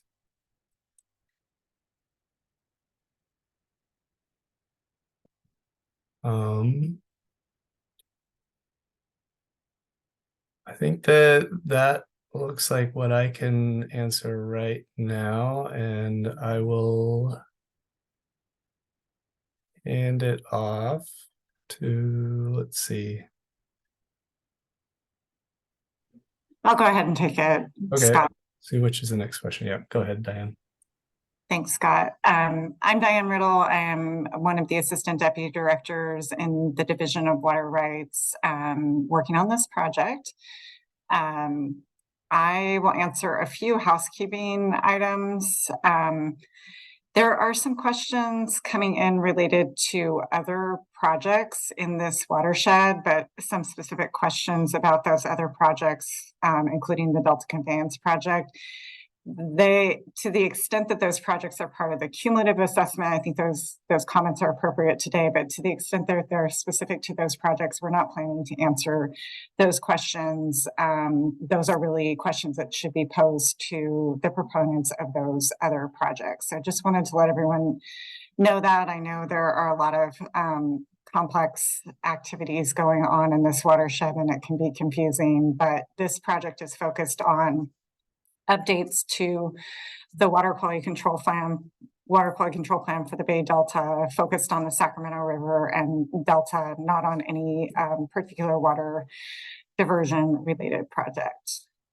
There are also some questions about the peer review of the scientific basis report. That peer review package is going to be posted once it's complete. It is a blind peer review, so that's why that process is followed, is once the peer review is complete, it will be posted and made available for everyone's viewing and informational purposes.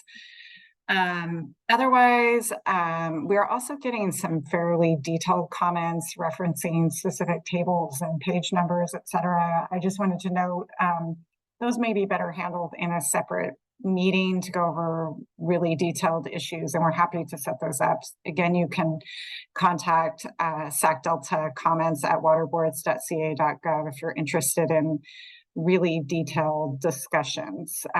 Similarly, as Matt indicated, if you're interested in receiving modeling related files, you can also send an email to that, email address, and we'll respond to you and provide that information.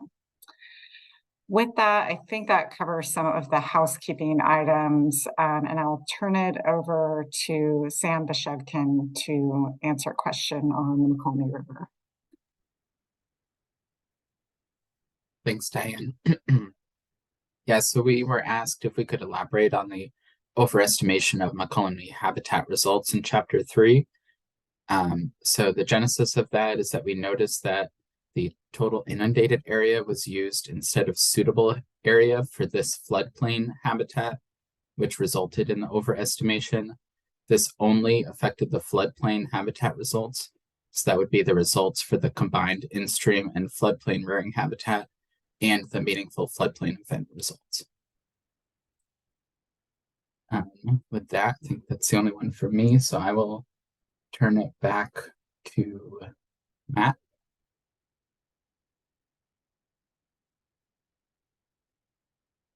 All right, let's see. Got a couple more here.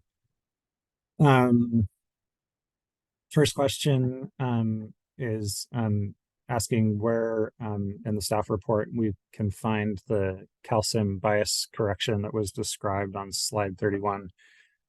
So the discussion of the development application of bias correction can be found in Appendix G3A.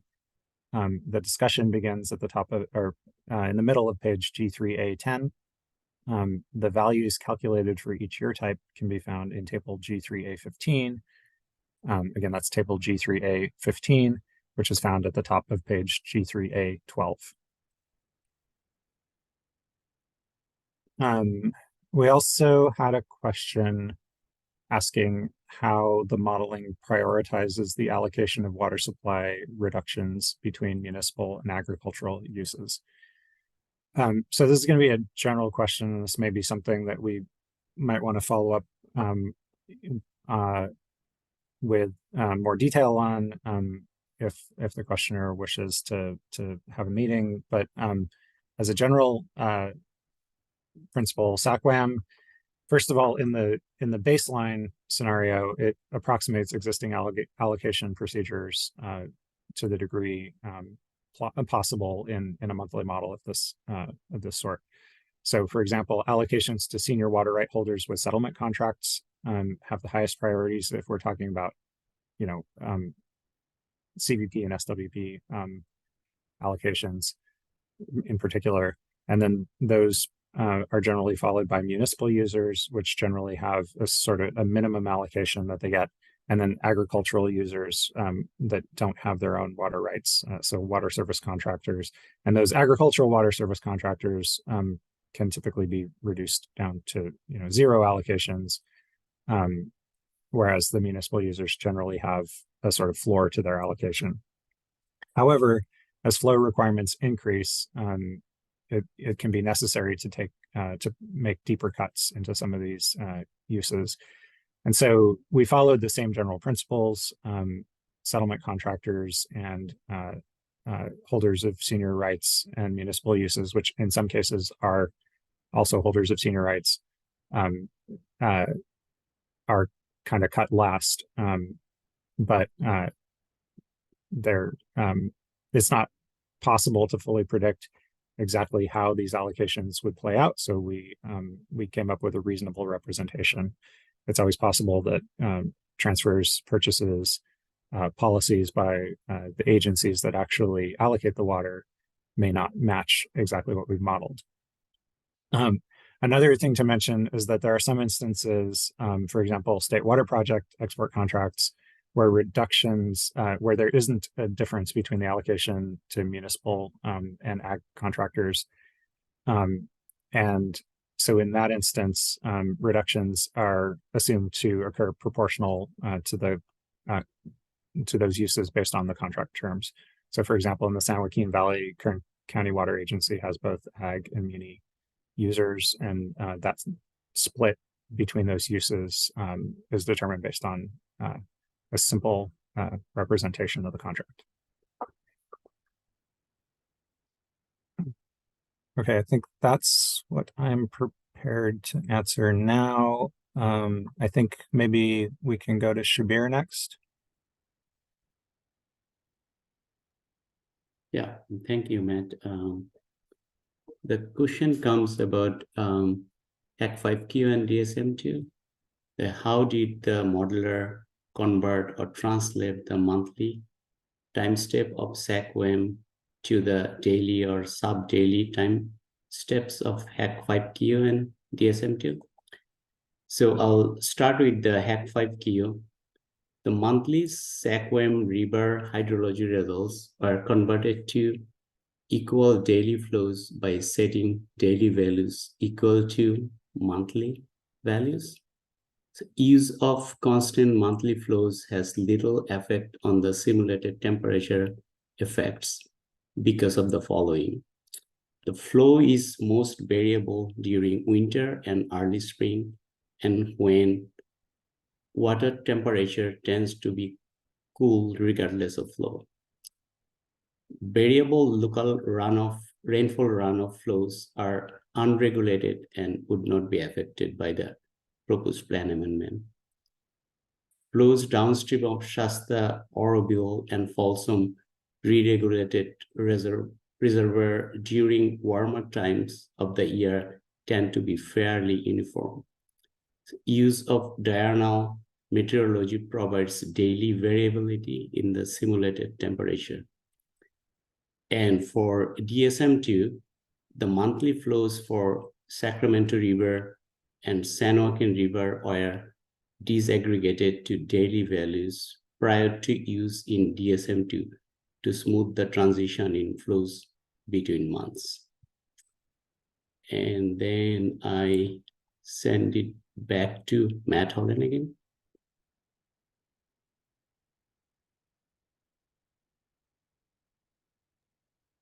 Okay.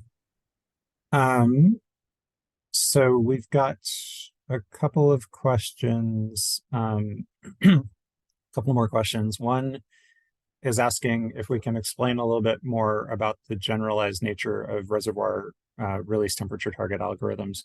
So for this, I would recommend that you take a look at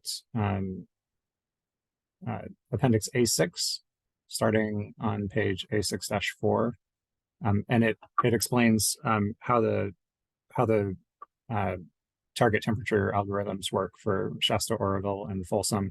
As a general principle, the way they work is it sets a time series of targets throughout the year based on an end of May storage for Shasta,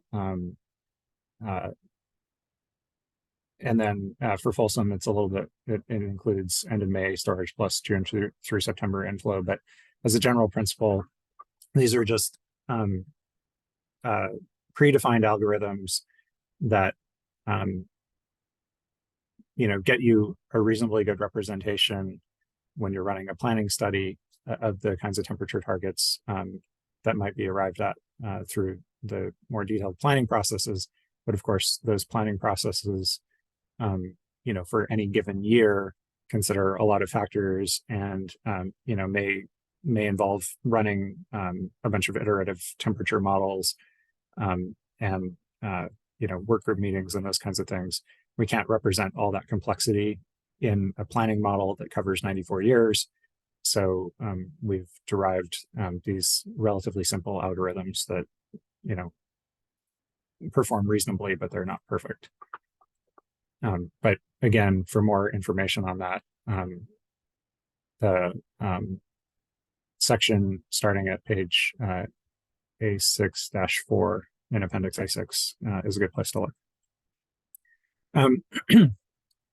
Another question is whether the unimpaired flow calculation holding groundwater pumping constant means that groundwater continues to decline in areas where it's being overdrafted and stream losses would continue to increase.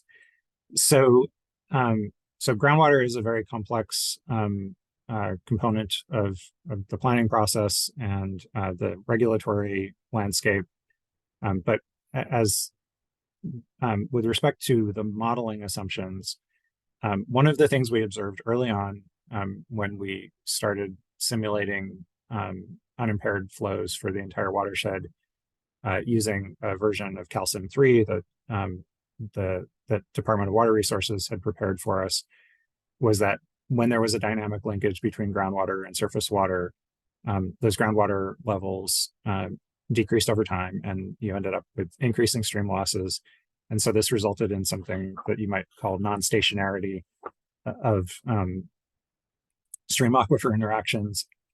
We described in the SACWAM documentation how we handled this, which was essentially to do an ensemble run of C2V sim to estimate stream aquifer interactions at the existing level of development, and to reset those through time as that model ran. The reasoning behind this in the context of a planning model is that you should have stationarity in the drivers of hydrologic patterns through time, and allowing the groundwater to decline over the course of the simulation in a way that actually is dynamically coupled to the surface water. It doesn't give you that sort of ensemble representation that you're looking for in a planning context. It would be something more like a prediction, which we're not running this as a prediction over 94 years of hydrology. With that, I think I'm going to pass it over to Scott. I think you have some questions you can address. Sure. Okay. So we got a few questions here, a couple questions about the priorities in the models and the grouping of diversions. And so we got a question that says, how do the state board staff decide how to group diversions by water right priorities? And where can we find this information in the draft staff report? So the diversions are grouped by water right type, location of use, and location of the diversion. So, for example, all riparian diverters on the lower Mokelumne River are grouped into one diversion and demand, whereas diversions by Woodbridge Irrigation District, which is a separate demand, which are not riparian diversions, are separate diversions from the lower Mokelumne River. And so this allows those to have a different priority. And so the model, when there's a difference in supply, the water is allocated to those different users separately. So for more information on the model priorities, and the full list of priorities is in the SACWAM documentation in section 7.13. And the SACWAM documentation you can find on the SACWAM webpage on our website. And so again, as I mentioned earlier, the water right priorities, this level of analyses is not meant to go into the detail of all of the water rights priorities. It has a general representation of the different users of water in the system and those priorities. However, as I mentioned earlier, there's 10,000 water rights and claims in the watershed, and we can't possibly distinguish all of them. And so we grouped them in a way that made sense for the model. And so the SACWAM documentation has a lot more information on this. Let's see here. See if there's another question. Here's a question that's kind of related. The question is, how are responsibility to meet the unimpaired flow requirement, or the flow determined and implemented in the model? So again, it's all through these priorities in the model. So the priorities in SACWAM determine the allocation of water in the model. So the new unimpaired flow requirements have a high priority. Therefore, the available supply in the stream are first going to the flow requirements. Then SACWAM allocates the remaining supply available to other demands. So recall that all demands, a demand can be for a diversion or for storage. So that remaining supply is then allocated based on the demand priority. And again, those demand priorities can be found in the SACWAM documentation. I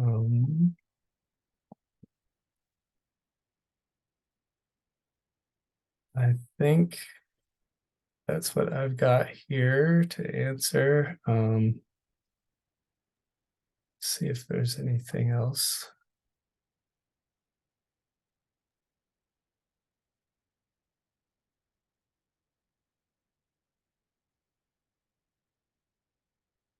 Here's a question about the compliance points in SAC-WAM. So the question is, what compliance points did the SAC-WAM modeling for the staff report assume? Did it assume a single compliance point at the bottom of each tributary, or did it assume multiple compliance points on various tributaries? And where can we find a description of the compliance points? So Appendix A1 provides a list of all of the different compliance points. And so those compliance points are generally above rim reservoirs, below rim reservoirs, and at the mouths of each of the tributaries, and along the Sacramento River and for delta outflow. So the reason that we put them throughout the entire watershed was simply to represent that water would be needing to come from everywhere. A user upstream or downstream would all need to contribute to this flow requirement. However, that being said, that's not necessarily the regulation, or the requirement maybe end up being only at the bottom of the tributary, and a separate water rights implementation may require certain users in the watershed to bypass more flow than others. Additionally, this analysis doesn't necessarily take into all of the ecological needs of each tributary. And so that could also potentially affect the ultimate requirement.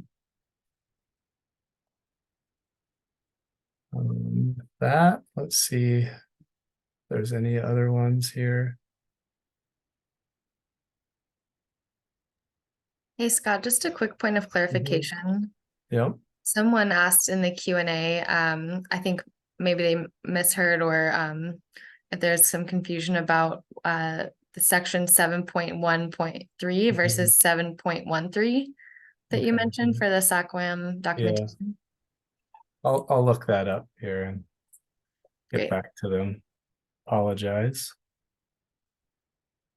I don't know if there's any other questions that other staff can answer in the meantime.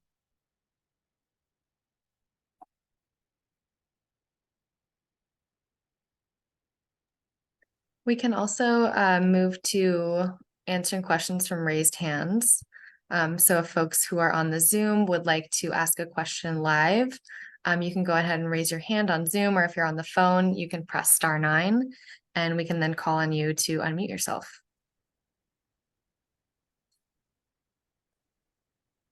I think I also could take another question or two from the chat if that's good at this point. Yeah, go ahead, Matt. We also have one hand up, and we'll come back to them in a moment. Okay. So one question we received is whether I could review the relationship between SAC-WAM and CalCim. So SAC-WAM was developed using a common inflow hydrology with that developed for CalCim-3. So the rim inflows of SAC-WAM and CalCim-3 are the same. And operational logic for the State Water Project and Central Valley Project are largely derived from CalCim logic, but adaptations were needed due to differences between the RIMS platform used by CalCim and the WEAP platform used by SAC-WAM. SAC-WAM does not dynamically represent flows in the San Joaquin Valley, whereas CalCim does.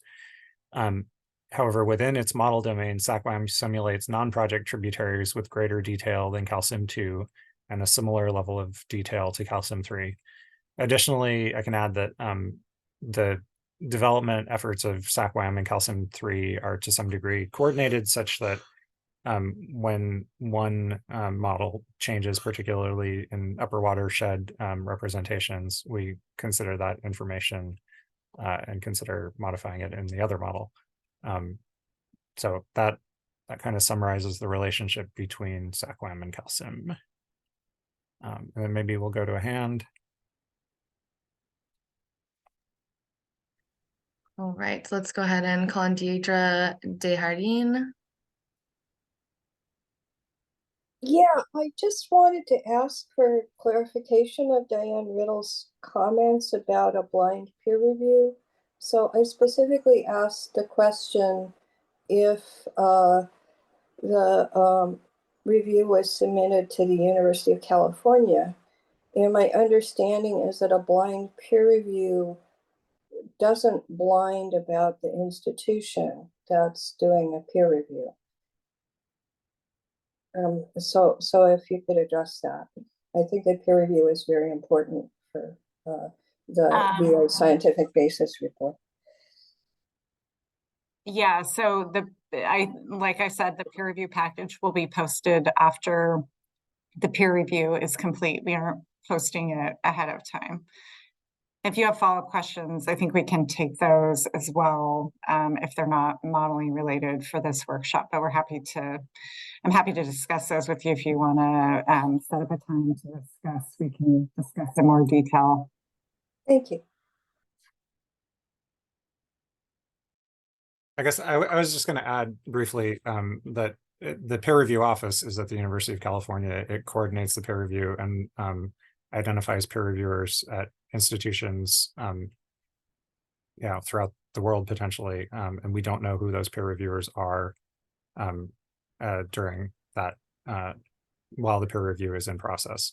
But it is arranged through the exact same procedure that we use for all health and safety code peer reviews at the State Water Board. Thank you.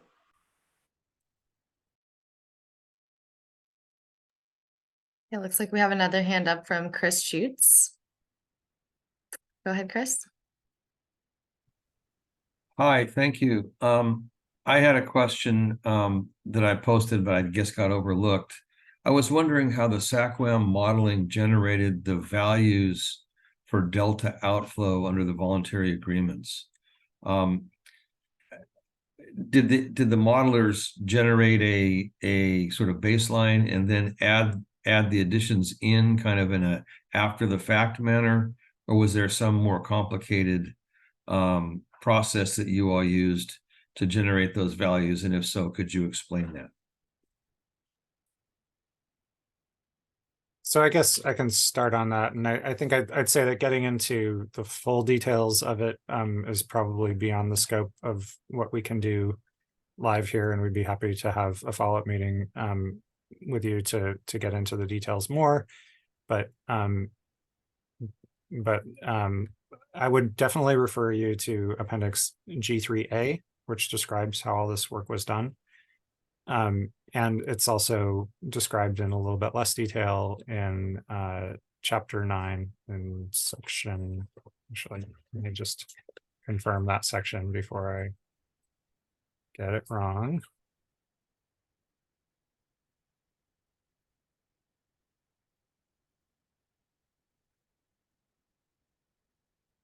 So section 9.4 is where the modeling assumptions were described. Now, the only components that were sort of added on after the fact are components that are either not represented in within the model domain, so changes in flows from the San Joaquin River, or components that are the sources are unknown at this time. So that includes what we refer to as the unspecified water purchases. Those are added in through a post-processing exercise. As far as the VA flow assets that are assigned to come from a given location in the watershed, such as say the Sacramento River, or the American River, the Feather River, et cetera, those are accounted for in the model, and they're protected to delta outflow through multiple means, depending on what was actually necessary in the model, in the modeling exercise. So there are some times when actually including an outflow requirement explicitly in the model over constrains the model, and what is actually needed is to simply constrain exports. And so when the exports are constrained to protect the VA flows, then there isn't a corresponding delta outflow requirement that is in place during that time, during that specific time step. But you can see how we could go down a rabbit hole and use up a lot of time getting into all of the details of this, and we'd be happy to follow up with you in a meeting. Thank you. Helpful. Hey, Matt, and Chris, this is just one really minor thing I wanted to say. Matt, you were referring Chris to take a look at some VA discussion in Chapter 9, and I think the section we met was 9.5 that talks about changes in hydrology and water supply. Maybe I misheard. I think you may have given a different section number. Yeah, I think I may have. Yep, you're right, 9.5. Thank you, Nicole. I also just wanted to chime in and say that we do have some questions that are still being reviewed and combined. So if you feel like your question has been overlooked, just know that there are still lots of questions that we know we haven't gotten to yet. We're just going to be, while we get that organized, kind of go back and forth between the questions from the Q&A and the hands that are raised. Just wanted to let everybody know about that. And also, just for everyone's information, I put this in the chat as well, but the questions that are coming in are only being seen by State Water Board staff, and it's us who are reviewing and summarizing the questions prior to response. Okay, and with that, we'll go ahead and go to Greg Reese next. Hi, can you hear me? Yes. Hey, thank you for holding the workshop and answering the questions. This is great. My question is, I'm wondering how the water board's modeling of the VAs matches the reclamation's modeling under the reinitiation of a consultation on long-term operations. I know we've been seeing some of the results from that other effort, and I'm wondering, should we expect that to match? I know calcium 3 and SACWIM might not match exactly. And I know you were using calcium 3 for certain elements like the San Joaquin maybe, but I don't know if you could address that. And if I'm looking at both, am I going to see the same thing, or what would you expect?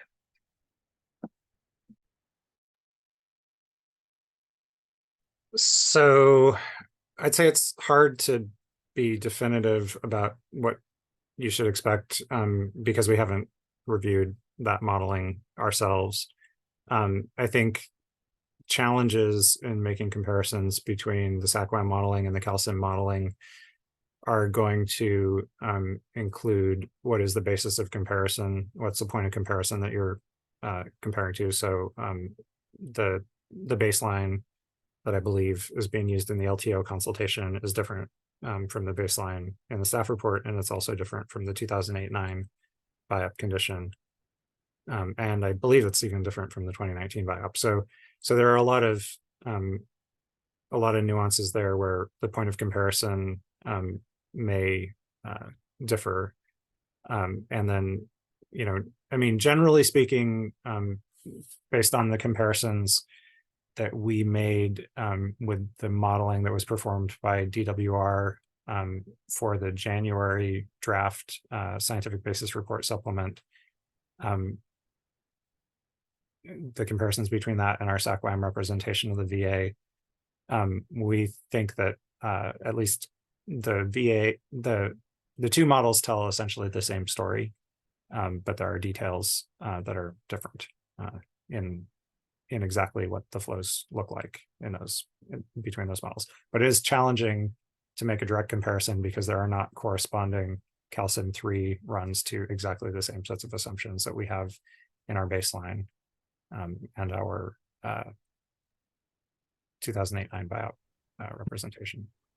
Thank you. That's very helpful. Appreciate it.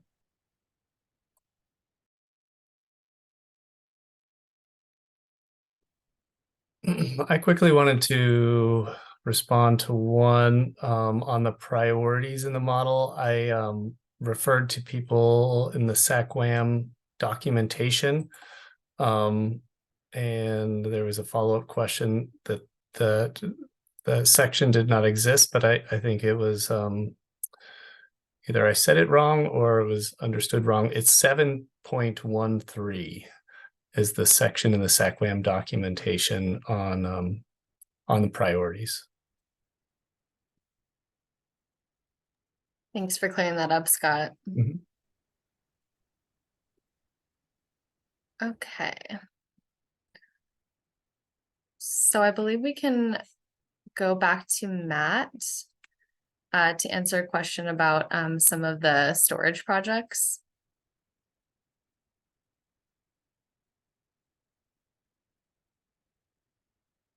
Or is this the question about carryover targets that you're thinking of, Molly? Just are the unbuilt storage projects like Del Puerto, Pacheco incorporated into the modeling? There was a question about that. Oh, simple answer, no. Thanks.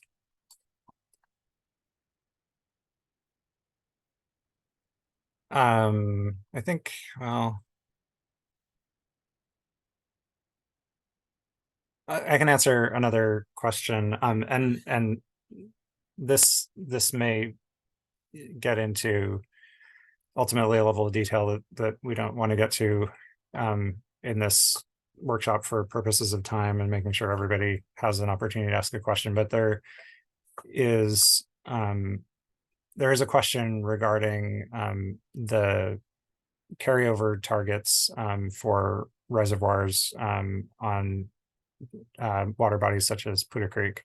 So the question is asking if the plan is based on a percent of unimpaired flow and a presumption that those flows mimic natural conditions, why would we include a carryover storage target on tributaries such as Poudre Creek?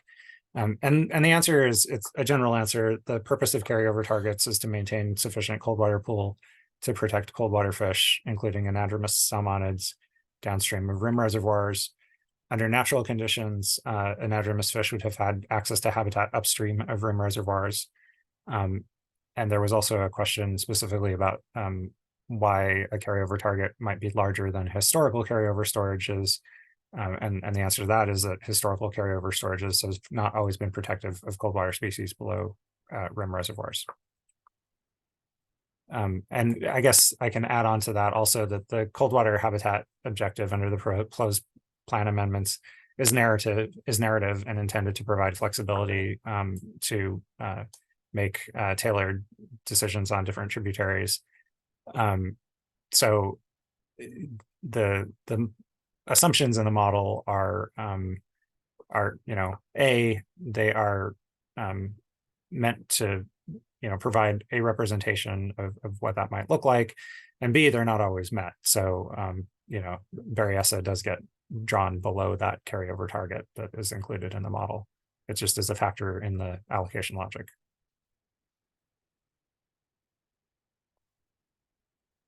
I think maybe Scott can take another related question next. I can take one too, to give you guys a little bit of time to look over the questions. Take one of the simpler ones. There's a question about whether the percent of unimpaired flow alternatives, the proposed plan amendments, and the low and high flow alternatives, whether that percent of unimpaired flow is applied year round, and it is. It doesn't necessarily control operations during the summer months when flows are already achieving those percentages of unimpaired flow, but it is applied year round. And with that, maybe Scott, if you're ready, we can go to Scott.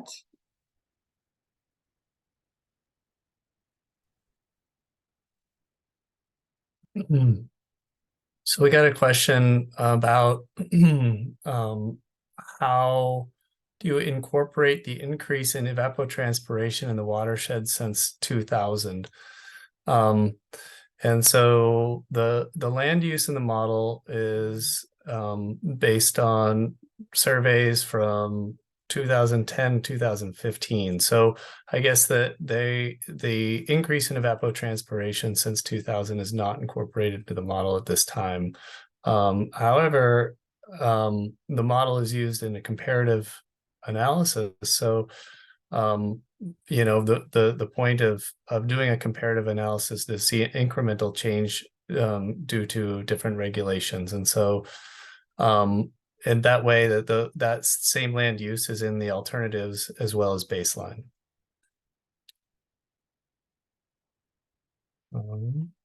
See if there's any other ones here that I can answer.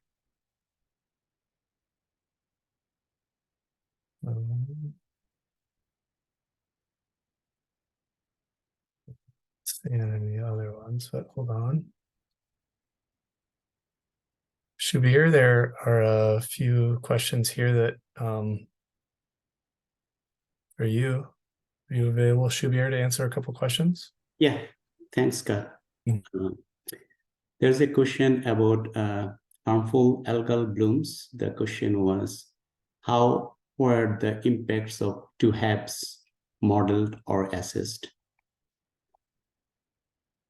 So the HABs were assessed based on estimated changes in hydrology. For example, HABs in reservoirs were considered based on SACWAM results for changes in reservoir storage.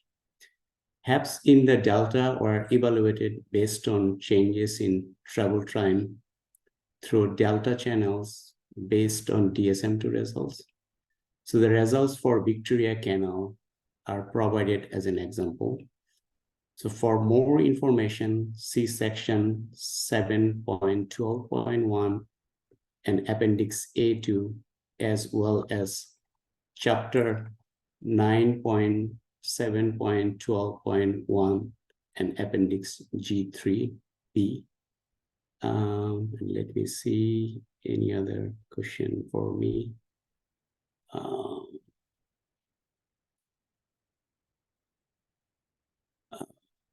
Then I'll pass over to Scott or Matt, whoever ready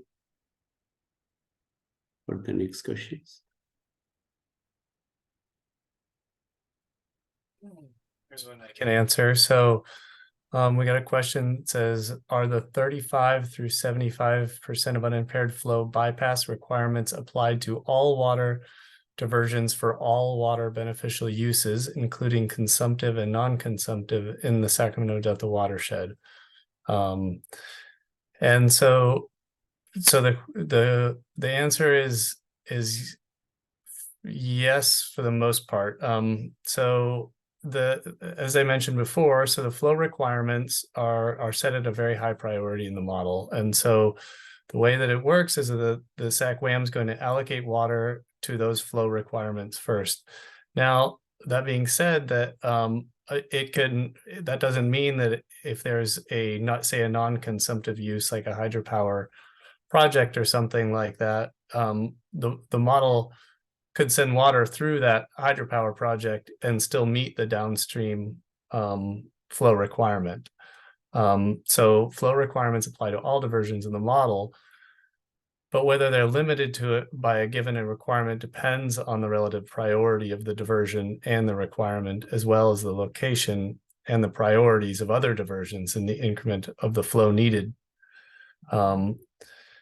So this is, I think, more information on this, on just the way that the model actually allocates water would be, there's the priorities themselves in SACWAM are found in the SACWAM documentation, and basically the way that the model will allocate that water is in the SACWAM documentation. So hopefully that answers that question.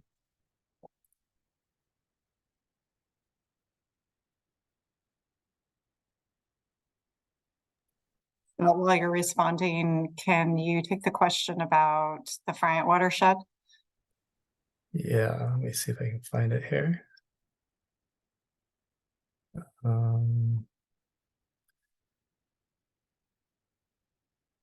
Sorry, trying to find a Friant question here. Is Friant watershed included? If so, and how? So the Friant is included in the analysis. It's not included in SACWAM. There's no representation of the upper San Joaquin River in SACWAM. However, Friant is included in the analysis. So Settlement contractors or exchange contractors, CPP exchange contractors are included in SAC-WAM. And so to the extent that settlement contractors are shorted, especially in the higher percent of unimpaired flow scenarios when there's less supply available, settlement contractor or exchange contractors may be shorted. And in that case, we assumed that calls on Friant would occur. And so the analysis on calls on Friant and the impacts on Friant are found in section 7.4.3. And so take a look at that. We did incorporate those, as well as Friant contributions in the VA. And so Friant contributions in the VA were post-processed, as described by Matt earlier. It's also, you can find information on that post-processing in Appendix G3A.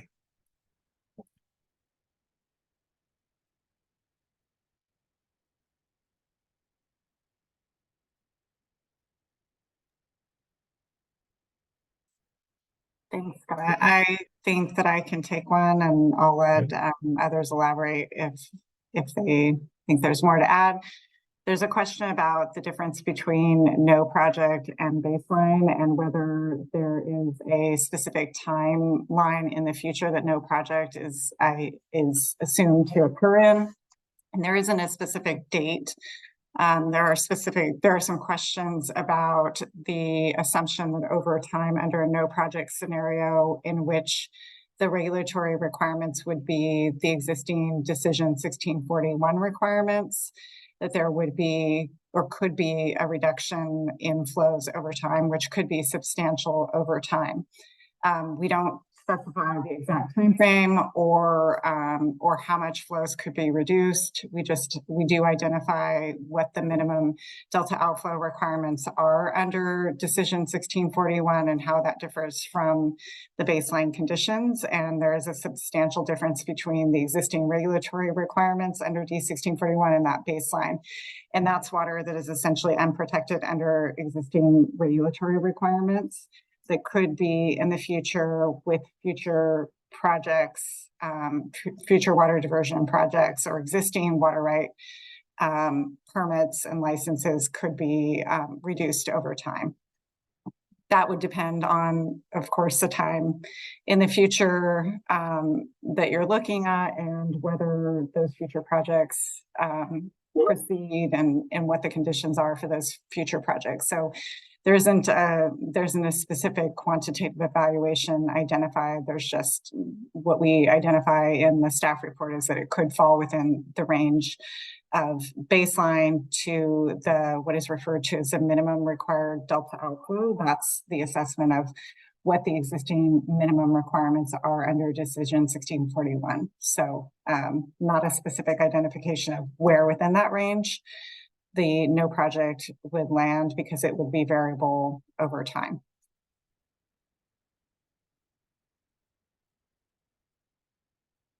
With that,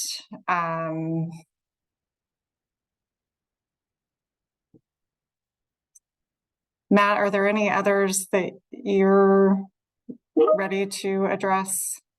Yeah, I think I can take one or two. So we received a question on climate change asking if we took into account non-stationarity in climate change forcing on hydrology. And the answer to that is that at this time, SAC-WAM modeling of climate change is not included in the draft staff report, in part due to technical limitations. I'd recommend that you take a look at section 6.2.3 for more information.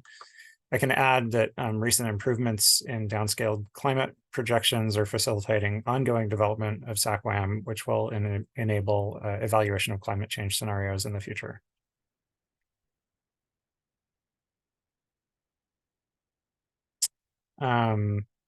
We received another question as a detailed question about some assumptions related to various local project allocations, Solano County Water Agency, East Bay Mud, and related water rights. And I think maybe one other agency that were found in the Appendix A1. And the question is basically asking, how did we arrive at those assumptions? So the values that are being asked about are minimum allocations for various local projects. They were reduced to obtain a reasonable representation of likely effects on water supply when reconciled with increased flow requirements and the need to maintain storage for cold water habitat. These modeling assumptions don't have regulatory effect and may differ from what could occur if the proposed plan amendments were adopted and implemented, but they are a reasonable representation of the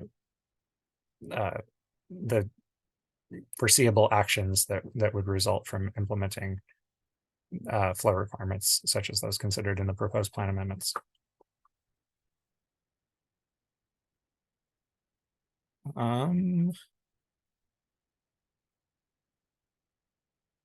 We might have one more question for Shabir.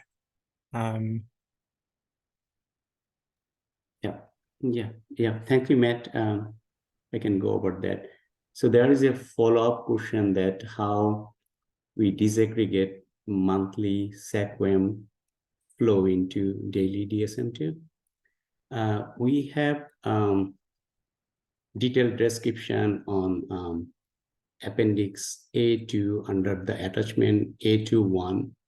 So we use some sort of smoothing methodology to disaggregate. So that follows the rational histopline interpolation method to disaggregate the monthly values to the daily.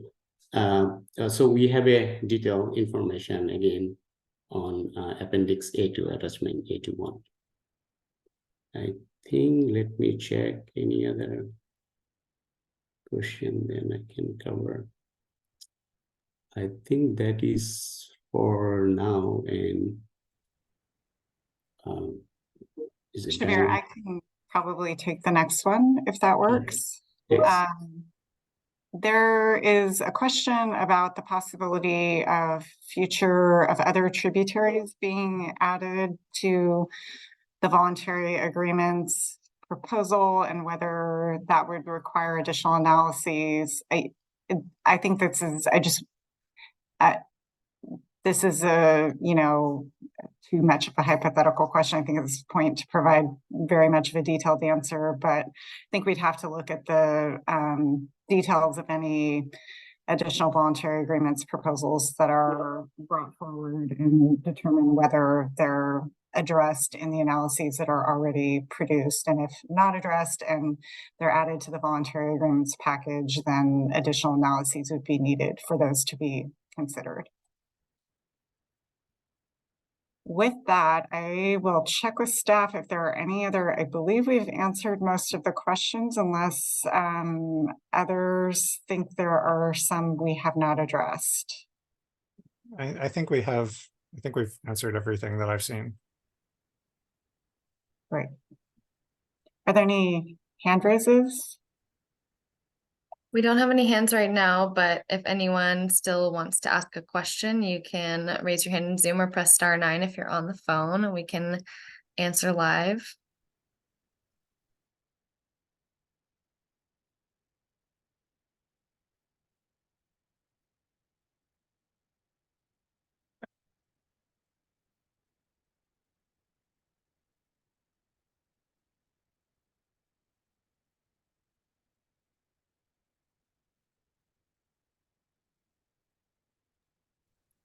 I can offer while people are thinking to determine if they have any additional questions that, if there are some detailed questions, we know this modeling is really complex. We are happy to discuss further questions with people that may need some some guidance on where to look for specific information. We're happy to discuss that with you. Please just reach out to using the SAC Delta comments at waterboards.ca.gov email, and we will respond to you and are happy to discuss further questions. Also happy to take more now if anyone has them. Yeah, I'm not seeing any hands raised, so I think we could go to the next slide and cover the recap.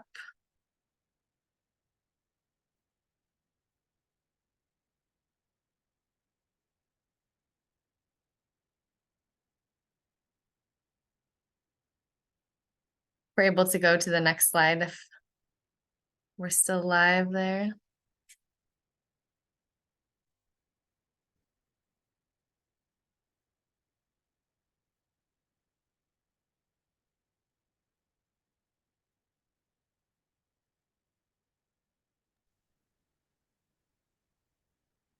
Might be having a technical issue with our slides. Just give us 1 minute.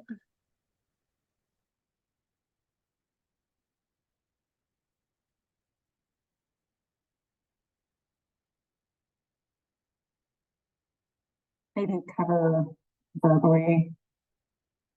Molly, I'm happy to too if needed. There we go. Awesome. Okay, so this slide just reiterates our public hearing dates when you can provide verbal comments on the draft staff report in front of State Water Board members. And you can also submit comments in writing and email them to us at the email address you've heard repeatedly, the sacdeltacomments@waterboards.ca.gov. And this is just, again, our list of the upcoming important dates. So tomorrow, November 3rd, is the deadline to register to provide comments during any day of the public hearing. And you can indicate on that form which day you would like to participate in.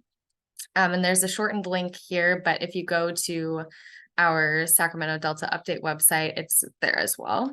And there's also more information included in the notice about how to participate. All right, and that brings us to the end of today's workshop. And we just want to reiterate again how much we appreciate your participation and your thoughtful questions today as we navigate this updates to the Sacramento Delta section of the Bay Delta Plan. Molly, can I add one other item related to the November 3rd deadline? We will be sending out an email providing some clarification. Parties can register to participate in the hearings after that date. We're requesting that you register by the 3rd so that we can organize the numerous participants that we're expecting, particularly if you're going to have a panel. We'd like to get an idea of how to schedule the days because we are scheduling those panels at particular times. So if possible, we're really requesting that parties submit their register by the 3rd, but if necessary, we will also be receiving registrations after that time period, and we'll send a follow-up email to clarify that. And that is all I had to add on that item. With that, I think we can probably wrap it up. Sorry to interrupt on that, but we've been getting a few questions on that point and thought it might be helpful to let you all know that. Great, thank you, Diane. Thanks again, everyone, and hope to see you at the hearing coming up. Take care.